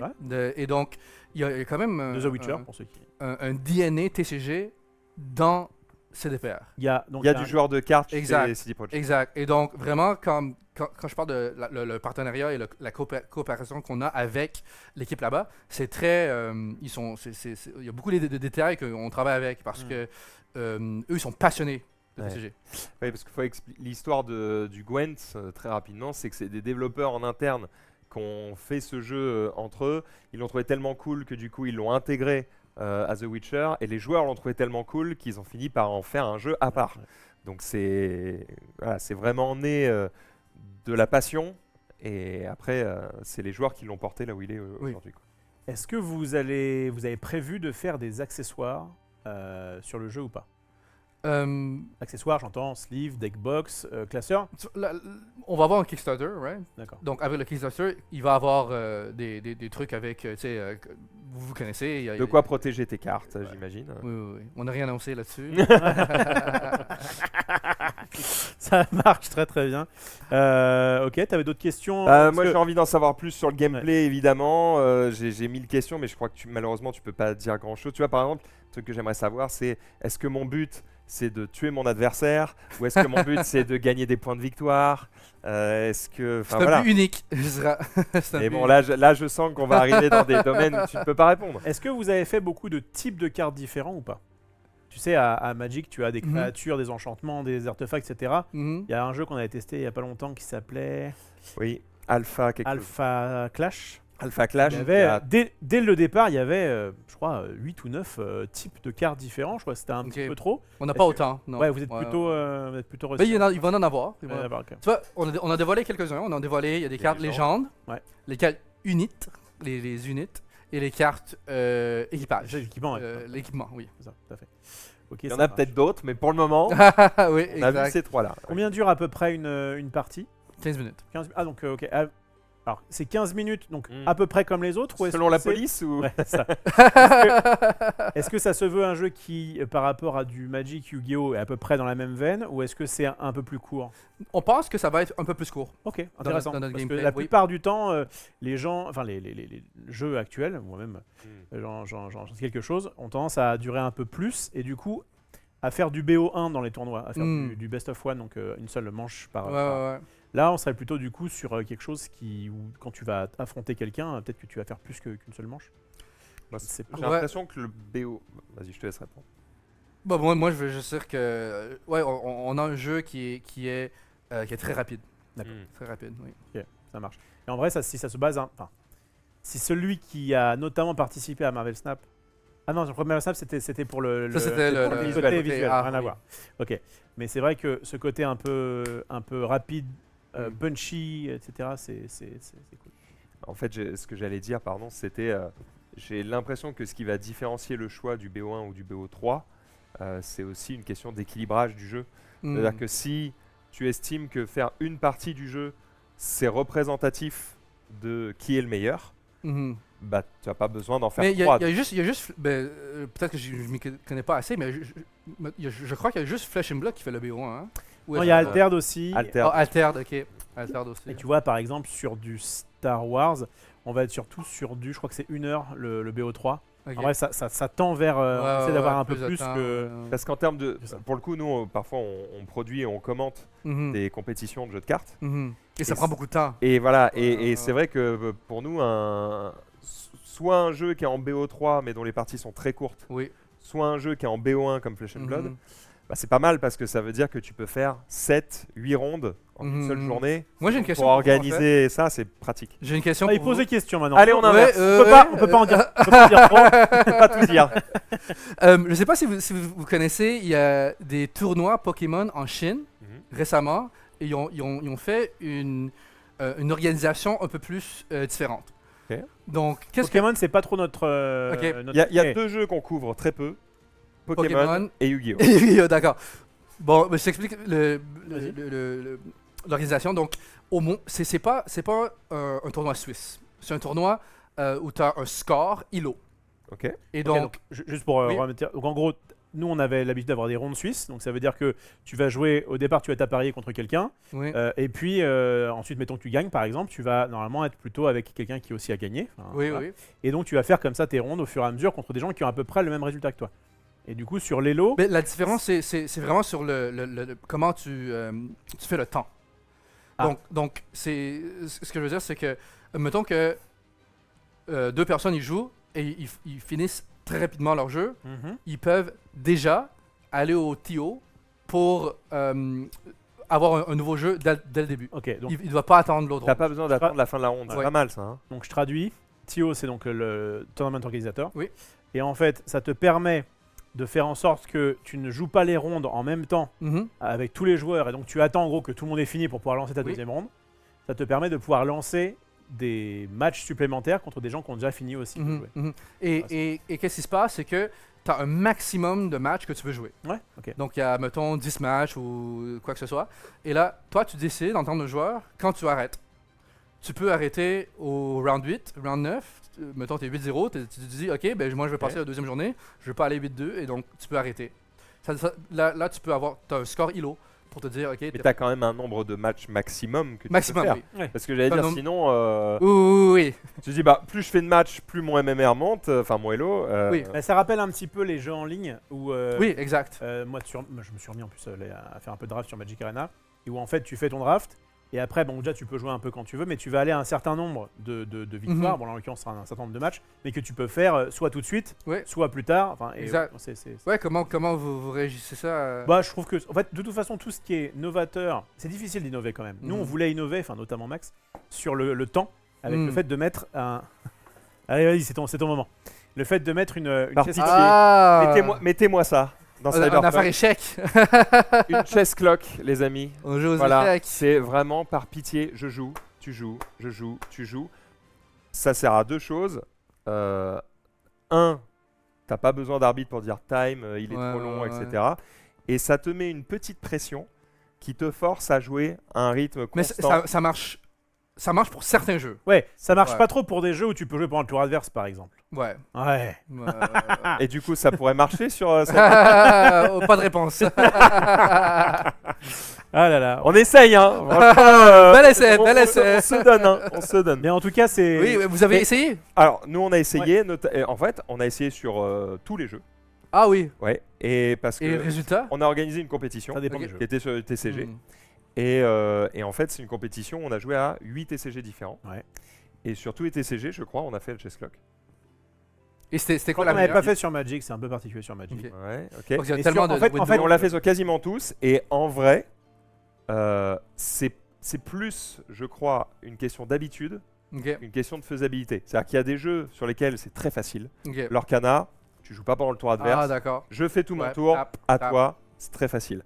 Il y en a d'autres pour qui c'est plus difficile, par exemple Flesh and Blood, tu as quand même Mhm. des cartes instantanées où tu peux Mhm. faire pendant le tour adverse, mais elles sont assez rares, ça se fait Mhm. pas tant que ça, il y a des timings un peu particuliers. Hmm. J'attaque, défense, réaction d'attaque, réaction de défense, Mhm. c'est un peu cloisonné et tu es un peu tout le temps obligé de les faire. Donc, Ouais, se fait un peu ouais, naturellement. ouais.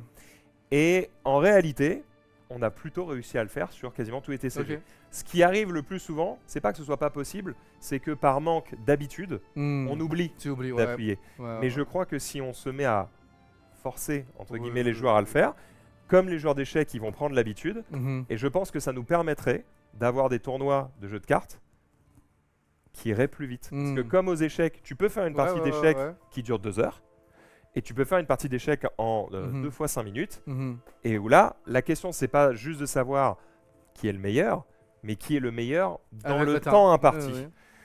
À la fin, tu sais quand même qui est le meilleur. Par contre, on a fait la partie en 10 minutes et pas en 1 heure. Hmm. Et j'ai l'impression que pour rendre les parties plus dynamiques, ça peut être une solution. Vous avez Maintenant- essayé? Est-ce que vous allez le réessayer ou? Dans nos émissions, on Dans est- nos émissions, oui, parce qu'en Ok, fait, vous l'utilisez. moi, en termes de production, Ok. ce que je veux, c'est certes que les parties soient propres, Mhm. on n'ait pas trop d'erreurs de règles, etc. C'est plutôt lui d'ailleurs qui est à cheval sur ça, Ok. et il a raison. il faut que Moi- les comprehensive rules ont intérêt à être carrés. Hein. Oui, oui. Bon. Et moi, ce que je veux, c'est que ce soit un spectacle. Oui. C'est comme le sport traditionnel. Hmm. Ce qui fait que le sport traditionnel a beaucoup de fans, beaucoup d'audience, Mhm. et c'est cette audience qui fait que on a des droits télé et que du Mhm. coup on a de l'argent qui est injecté Mhm. et qu'il y a tout cet écosystème qui fonctionne. C'est qu'il faut que ce soit un show. Mhm. Si c'est chiant à regarder, Mhm. on regarde pas, il n'y a pas d'audience, ça génère pas d'argent. Et tu etc. penses que c'est le quel côté? C'est vraiment, tu penses que c'est le côté le temps qui. Je repose la question. Regarder un mec réfléchir pendant Ouais. 10 minutes, C'est. Ouais. j'adore les jeux de cartes et moi Mhm. ça m'embête. Mhm. Je veux pas que ce soit un truc où les gens sont en mode tac tac tac tac tac, je joue super vite et qu'on comprenne rien. Mhm. Faut quand même qu'ils aient le temps de réfléchir. Mhm. Mais parfois, je vais te donner un exemple. Si tu me dis qu'une partie de Cyberpunk, par exemple, ça dure en 15 minutes, eh bien, j'ai l'impression que c'est OK de dire, je vais être très large, OK, on donne 15 minutes par joueur. Mhm. Ça veut dire qu'en fait, tu as 30 minutes pour faire ta game, donc tu es large. Mhm. Mais en fait, ça t'évitera quand même d'avoir des parties très lentes qui durent 40, 50 Mhm. minutes, parce qu'en Mhm. fait, tu sais que ça durera pas plus de 30 minutes. Mhm. Et c'est hyper intéressant en termes d'organisation, parce que du coup, à partir du moment où tu as ce chrono, tu sais que ce n'est pas dépendant des joueurs. Ta game, comme un match de foot, elle durera 30 minutes Mm. max. Et donc toi, tu peux tout organiser en fonction de ça. Tu te dis, mais en fait, je sais qu'à telle heure, il y a telle ronde qui démarre, à telle heure, telle ronde, parce que ça ne peut pas dépasser, c'est impossible. Mhm. Mhm. Et ça, je trouve qu'en termes d'organisation et de show, c'est quand même très pratique. Et il y a un dernier truc, c'est que, pareil, c'est hyper visuel. Nous, les chronos qu'on utilise quand on fait un show, on met le chrono numériquement à côté du portrait de chaque joueur. Ah, là, tu le vois, oui. Et bien, pour les spectateurs, le fait de voir le chrono qui décompte, ça permet aussi de savoir qui est en train de jouer. Mm. Donc, ça rend le jeu encore Ouais, plus ouais, ouais. compréhensible. Et c'est hypnotisant. Ouais, Tu vois le ouais, chrono ouais, qui ouais. décompte. Tu vois le joueur en face, t'en as un qui a 8 minutes, l'autre qui a 2 minutes. Ouais, Tu ouais, te dis, ouais, ouais. mais il va perdre à la cloque. Ouais, ouais, ouais. C'est Moi, et en ça fait, met une moi tension qui est j'aime regarder agréable. les échecs, tu vois, mais pas comme tout le temps, mais durant le Covid, quand c'était très populaire, j'ai regardé et ouais, t'as raison, il y avait Ça met une la tension. cloque, oui, oui, oui. Et je trouve que ça apporte quelque chose en plus. J'aimerais bien même un jour, pourquoi pas, organiser un Chess Clock Tournament où on fait un tournoi de jeux de cartes Mhm. avec la cloque obligatoire. Oui, Tu vois, pas un truc officiel, ok. mais c'est un truc à côté où si vous voulez essayer de faire ça, venez, on Ouais, essaye. ouais, ouais.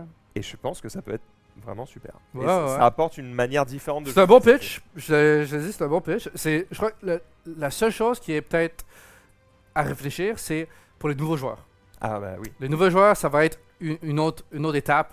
Pour moi, c'est une Ouais. version compétitive. Mhm, mhm. de- Ouais, ouais. Quand tu apprends les échecs, Ouais, tu peux le mettre mets pour pas à la ton- cloque. ton niveau, ouais. voilà, Ouais, quand, tu quand peux tu apprends le les échecs, tu joues pas à la cloque. Et moi, je ouais. réfléchis à des tournois de 1000 joueurs où tu dois acheter 500 clocks comme ça, parce qu'en fait, sur le téléphone, c'est quand même un peu moins Oui, mais précis. Mm. Les organisateurs de tournois, je pense à Fanfinity ou ce genre de choses, d'accord, c'est un investissement. Enfin, déjà, ils prennent de l'argent des éditeurs qui leur demandent d'organiser des tournois, première chose. Et puis, une fois que tu as acheté tes 1000 clocks, bah, tu les achètes une fois. Et puis après, elles te servent pour tous les tournois. Donc, bon, ça me paraît pas. Je peux me permettre de revenir un petit peu sur Cyberpunk, mais tu vois, Oui, oui, oui. tu nous poses des questions, on t'y répond. Hein, je peux te- C'est- Euh, discussion. en gros, j'ai demandé un petit peu au chat s'il y avait des questions. C'est pas moi. Hein. Non mais voilà, une des questions qui revient, c'est est-ce qu'il peut nous dire si c'est un jeu qui se joue par faction? Quelqu'un demande est-ce que les decks sont sur des thématiques genre corpo ou nomade, etc. Et quelqu'un disait à peu près dans le même truc. Est-ce que les corpos sont divisés par entreprise? Voilà, donc moi c'est quelque chose que là je. Ouais, ouais, c'est Ça. une bonne question. Eh bien, je crois qu'on va avoir beaucoup de choses de ce genre-là, où il va y avoir des factions, il va y avoir... tu sais, là, sur ces cartes ici, c'est écrit Arasaka, mettons, donc tu as déjà le C'est type... le nom d'une société. Oui, oui. Et donc, peut-être que ça va pas être exactement comment la question est posée, mais on va avoir beaucoup de flavor comme ça. D'accord. Ok. Qui décide de quel... Parce qu'il y a le gameplay qui, Oui. bon, j'imagine en interne, vous devez penser un petit peu à tiens, on voudrait une carte qui fait ci, une carte qui fait ça. Qui décide, qui est un peu le maître du lore et qui dit bah tiens, on va mettre cette personne-là en tant que carte. Comment ça se fait cette Ouais, en fait, ça c'est vraiment un travail d'équipe parce que CDPR est dans ça c'est la conversation où CDPR peut-être ils sont le plus présents. Oui, d'accord. En Parfait. disant bah tiens, on aimerait bien qu'il y ait telle personne. Exact, qui puisse exact. Parce apparaître qu'eux, ils là. savent leur IP. Et donc, eux, ils vont nous donner un peu de recommandations ou peut-être que c'est nous qui vont faire une version 1. Et donc, eux, ils vont nous dire, ah ben, peut-être que tu devrais faire ce personnage-là ou non, touche pas à lui. Exact. Mhm. Comme ça. Et donc, ouais, c'est un travail d'équipe. Et de notre côté, c'est vraiment, tu regardes, un côté, c'est le game design où c'est, OK, ben, on veut faire, mettons, une faction et on veut que la faction elle joue comme ça. Et là, de l'autre côté, c'est avec le créatif. Et c'est comme, OK, ben, c'est quel personnage qu'on pense qu'on voudrait vraiment illustrer. D'accord. Comment est-ce qu'on on va pouvoir Ah oui, ça faire... aussi, les- oui, oui, ça aussi. exact. C'est qui les personnages qui vont être plus Mis en avant. bien pour les oui. collecteurs aussi. Oui. D'accord, ok. Ça marche. Écoute, Je crois qu'on là on reste des arrive au questions, moment où ça va on a être, plein de questions mais sur on le n'aura plus de gameplay, réponses. Tu vois, moi je regarde ce bouquin, je me dis tiens, c'est vrai que Cyberpunk c'est aussi un truc qui met beaucoup en avant les véhicules. Parce Ah que peut-être il y aura des véhicules dans le. Bref. Ben, on a dévoilé Delamain Cab. Ah, Delamain Oui, Cab, le Delamain, une carte c'est le Delamain Cab, taxi, oui, euh. le taxi, ça c'est une carte qu'on a dévoilée. Si j'ai une question, est-ce que vous pourriez éventuellement, ou est-ce que ça n'a pas, enfin, vous savez déjà que non, vous pourriez éventuellement faire des ponts, donc des liens entre le jeu de cartes et le jeu vidéo. Je sais que par exemple sur Riftbound, ils ont mis, je crois, sur leur comment ça s'appelle, leur launcher, ils ont fait de la pub pour Riftbound, il me semble. ouais, alors ça va plus loin que ça. Sur le launcher, ils ont fait de la pub pour Riftbound et pour jouer à Riftbound en magasin, tu dois avoir un compte Riot Games. Par exemple. Est-ce qu'il y a des liens prévus entre le jeu vidéo et le jeu de cartes? Ouais, bonne question. Ben, on parle à CDPR pour discuter de ce que... Ben, eux, ils sont très excités pour le produit. Ils veulent investir avec nous, mais j'ai pas de détails à en parler. J'imagine que tu peux pas nous dire les pourcentages et ce genre de choses entre Mais les sociétés. moi, je vois par exemple ce qui avait très bien marché avec OTCG, c'est le fait de dire bah, tu as des petites cartes à gratter, tu peux avoir dans le jeu ton truc. Alors, c'est pas vraiment un MMORPG Cyberpunk, donc c'est pas tout à fait la même chose. Mais tu peux avoir des trucs que tu pourras débloquer en ouvrant des boosters dans le jeu, et inversement, dans le jeu, tu peux récupérer un truc qui fait que. Ouais, alors la différence c'est que. Oui, peut-être. Hein, mais tu sais, Cyberpunk c'est un jeu solo. C'est-à-dire qu'il est sorti, les gens y ont joué. Certes. Éventuellement, ils ont fait le DLC. Mais je pense qu'il y a. Je me trompe peut-être. Hein, aujourd'hui, il y a peut-être plus énormément de joueurs actifs sur Cyberpunk. Les gens, ça y est, ils y ont joué. Ils sont passés à autre chose. Il y a encore des joueurs qui le découvrent ou des joueurs qui continuent à l'explorer. Mais je pense que c'est très petit par rapport au lancement. Et donc aujourd'hui, Ça, si tu comptes sur les gens qui sont en train de jouer aux jeux vidéo pour venir sur le jeu de cartes, il y en a peut-être. Je veux juste dire une chose qui m'a surpris sur Cyberpunk, c'est que il y a quand même beaucoup de joueurs. Tu vois, si tu vas sur Steam, tu regardes Joueurs actifs, les ouais. joueurs, c'est quand même assez grand. Il y a comme 40 000, 50 000 réguliers. Et donc, je sais pas si c'est des nouveaux joueurs ou c'est des joueurs qui reviennent, mais il y a beaucoup de joueurs solo qui jouent, mais c'est pas un jeu Et qui multiplayer. continue, quoi. Et Ouais, ils continuent, oui, oui. c'est sûr. Bon, demande précise, je sais pas si tu pourras y répondre, mais il spam, donc je vais quand même. Demandez si la carte de la main card est une vanilla ou si l'effet est caché. Il en a parlé. J'ai besoin de savoir si les cartes vanilla seront bien comme de la main, parce elle fait un peu vide. Est-ce que tu peux répondre à ça ou pas? Ouais, bonne question.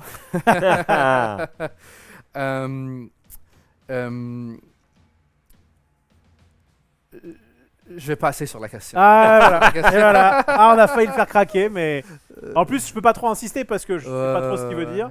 Mais effectivement. Mais je sais, ok, peut-être que je vais dire que je comprends d'où le chat il vient. Et mais je veux pas trop dévoiler parce que on a d'autres choses qu'on veut dans nos poches. Bon, concrètement, On va arrêter de te faire du mal. est-ce qu'on sait à l'heure actuelle à peu près la date du Kickstarter, si c'est bientôt, si est-ce qu'un jour on aura, enfin, est-ce qu'on a le droit de dire le jour où vous avez dévoilé la date? Ouais. On en est où là au niveau du lancement? On sait que c'est pour 2026, c'est ça? Bientôt. Voilà, bientôt c'est le mot. C'est plutôt en semaine ou en mois? Bientôt. Bon, bah, en tout cas, ça on va a arriver. un plan, Ouais. a un plan et le plan il est en action. Bon, d'accord. Mhm. Ok. Bon. Il est en cours, on peut plus l'arrêter. Eh ben, on a hâte de vous en dire plus. Qu'est-ce que vous voulez que je vous dise? Voilà, tout simplement. Très excité. On espère que ça va être super. On a hâte de tester le gameplay. On a hâte de voir à quoi vont ressembler les cartes finales. On en a vu quelques-unes ici, mais comme tu l'as dit, ça va être intéressant de voir à quoi ressemblent de simples cartes communes, combien il y a de rareté, à quoi ressemblent les plus belles, les plus rares, à quel prix vont s'échanger les cartes aussi sur le marché secondaire, c'est un truc important. Et puis quel sera le succès du Kickstarter? À quoi va ressembler le Kickstarter? Parce qu'on a vu à quoi ça ressemblait un Kickstarter de TCG notamment assez successful avec Altered. Est-ce que ça va être les mêmes types de pledges? Est-ce que ça va fonctionner différemment? Bref, il y a 1000 choses à explorer, mais pour le moment, vous l'avez compris, il ne pourra pas en dire plus parce qu'il y a des plans de communication qu'il va falloir respecter. Et vous vous doutez bien que s'il y a des énormes annonces à faire, avec tout le respect que j'ai pour moi-même, c'est pas vraiment sur cette chaîne qu'elles seront faites. Donc pensez à les suivre sur le site de Weirdco, sur le Discord de Weirdco, peut-être sur les chaînes YouTube et les comptes Instagram, etc. officiels, que ce soit de Cyberpunk TCG ou peut-être même de CD Projekt, peut-être que feront des annonces directement sur leur chaîne. Et puis bientôt vous en saurez plus, et peut-être qu'à ce moment-là, on pourra nous aussi vous en dire plus. Est-ce que tu as un dernier mot à dire, quelque chose tu voulais aborder tout simplement, on a essayé de te bombarder de plein de questions, mais il y a quelque chose qu'on n'a pas abordé. C'est très bien. Une question que tu aurais voulu qu'on te pose. Non, vous avez vraiment, vous êtes allé. On a fouillé. Hein. Non, je veux juste dire merci à vous pour le temps, ça me fait plaisir et ça m'a donné une très belle occasion pour parler français. Ouais. J'ai pas beaucoup de chance professionnelle de l'utiliser, donc là je pense que peut-être qu'on va pouvoir en utiliser plus. Et je vais en profiter d'ailleurs pour faire un remerciement, puisque si tu es là aujourd'hui, c'est parce que quelqu'un nous a mis en contact. J'allais juste le dire. Oui, j'allais remercier Carnexus, nos amis, Mutual Connection, oui. Tout à fait. Carnexus, on vous en reparlera bientôt, mais c'est, pour faire très court, un site qui arrive fort et qui va essayer de tenir la dragée haute à Card Market. C'est un site qui va vous permettre de tenir l'inventaire de vos cartes et dans un avenir proche d'avoir une marketplace pour aussi les revendre entre vous. Et tout ça avec une interface beaucoup plus moderne. Et je peux remercier Carnexus parce que les cartes qu'on nous ont dévoilées, vous pouvez les voir en ce moment en termes de galerie sur Carnexus. Ouais, elles sont disponibles en bonne qualité. Et d'ailleurs, ils ont annoncé que Cyberpunk, toute la base de données de cartes de Cyberpunk sera sur Carnexus dès le lancement. Trop bien. J'imagine que vous ne serez pas à Cannes cette année ? Non, j'ai entendu Cannes plusieurs fois. Il y a eu un événement. C'est vraiment le gros truc. C'est pas l'affaire le festival de film, c'est ça C'est encore mieux. Encore mieux. À Cannes, il y a donc le Palais des Festivals. Oui. Et tous les mois, ils organisent quelque chose. D'accord. Donc il y a un de ces festivals, c'est le Festival du film, effectivement. Mais au mois de février, il y a le Festival international des jeux qui se trouve à Cannes. Et il se trouve que ce festival, c'est le plus gros salon de jeux de société et de cartes en France. Les TCG, ils sont à Cannes. Depuis longtemps, mais ça fait finalement, c'est normal que tu connaisses pas forcément parce que dans le monde du TCG, c'est encore un peu nouveau le fait d'être à Cannes. Maintenant, ils ont créé carrément des villages ou des espaces où on peut jouer au TCG. À la base, c'est pensé pour du jeu de société. Ouais. Et puis il y avait un peu de TCG. Et maintenant, comme le TCG est en plein essor, de plus en plus, ça monte. Mais tu sais, Asmodée a beaucoup de licences de TCG en distribution en France, et du coup, ils créent chaque année le village TCG, toutes leurs licences. Donc maintenant, le TCG prend beaucoup de place. Et puis, financièrement, dans le milieu du jeu de société, il y a un peu, tu sais, les puzzles, les board games, les TCG, c'est des sections un peu différentes. Le TCG rapporte beaucoup. Oui. Donc, quand un secteur rapporte beaucoup, il prend aussi beaucoup de place dans les salons. Donc, en tout cas, oui, il y a Essen, effectivement, en Allemagne. Et en France, le Festival des Jeux de Cannes, c'est très gros aussi. Et c'est plus... Je pense que c'est un bon endroit pour faire la pub de... C'est B2B ou B2C? C'est les deux. Okay, il y a une partie pro et une partie publique. D'accord. Les deux. Okay. Et donc, c'est fin février. Ok, merci. On vous attend. Voilà. Là, ça va être un petit peu juste, mais on vous attend l'année prochaine. 2027. Voilà. On va dire ça. Les amis, je crois qu'on arrive au bout de cette émission. Merci Loan d'être venu nous présenter tout ça. Merci beaucoup, merci. J'espère qu'on pourra te revoir un jour pour présenter la sortie officielle du jeu, la saison 2, j'en sais rien, que sais-je encore. Merci Rof. C'est très cool. Pour toutes ces petites questions. Merci à vous d'avoir regardé tout ça. Parlez-en autour de vous. Vous avez entendu ce qu'a dit le monsieur. Plus on entend de voix françaises parler de Cyberpunk 2077 TCG, plus il y a de chances que le jeu sorte en français. Par pitié, j'ai pas envie de jouer en anglais. Voilà. Mais cela étant dit, on vous souhaite le meilleur et on espère avoir des nouvelles très vite de ce jeu. Bisous tout le monde. Partagez la vidéo, abonnez-vous et à la prochaine. Ciao! Merci.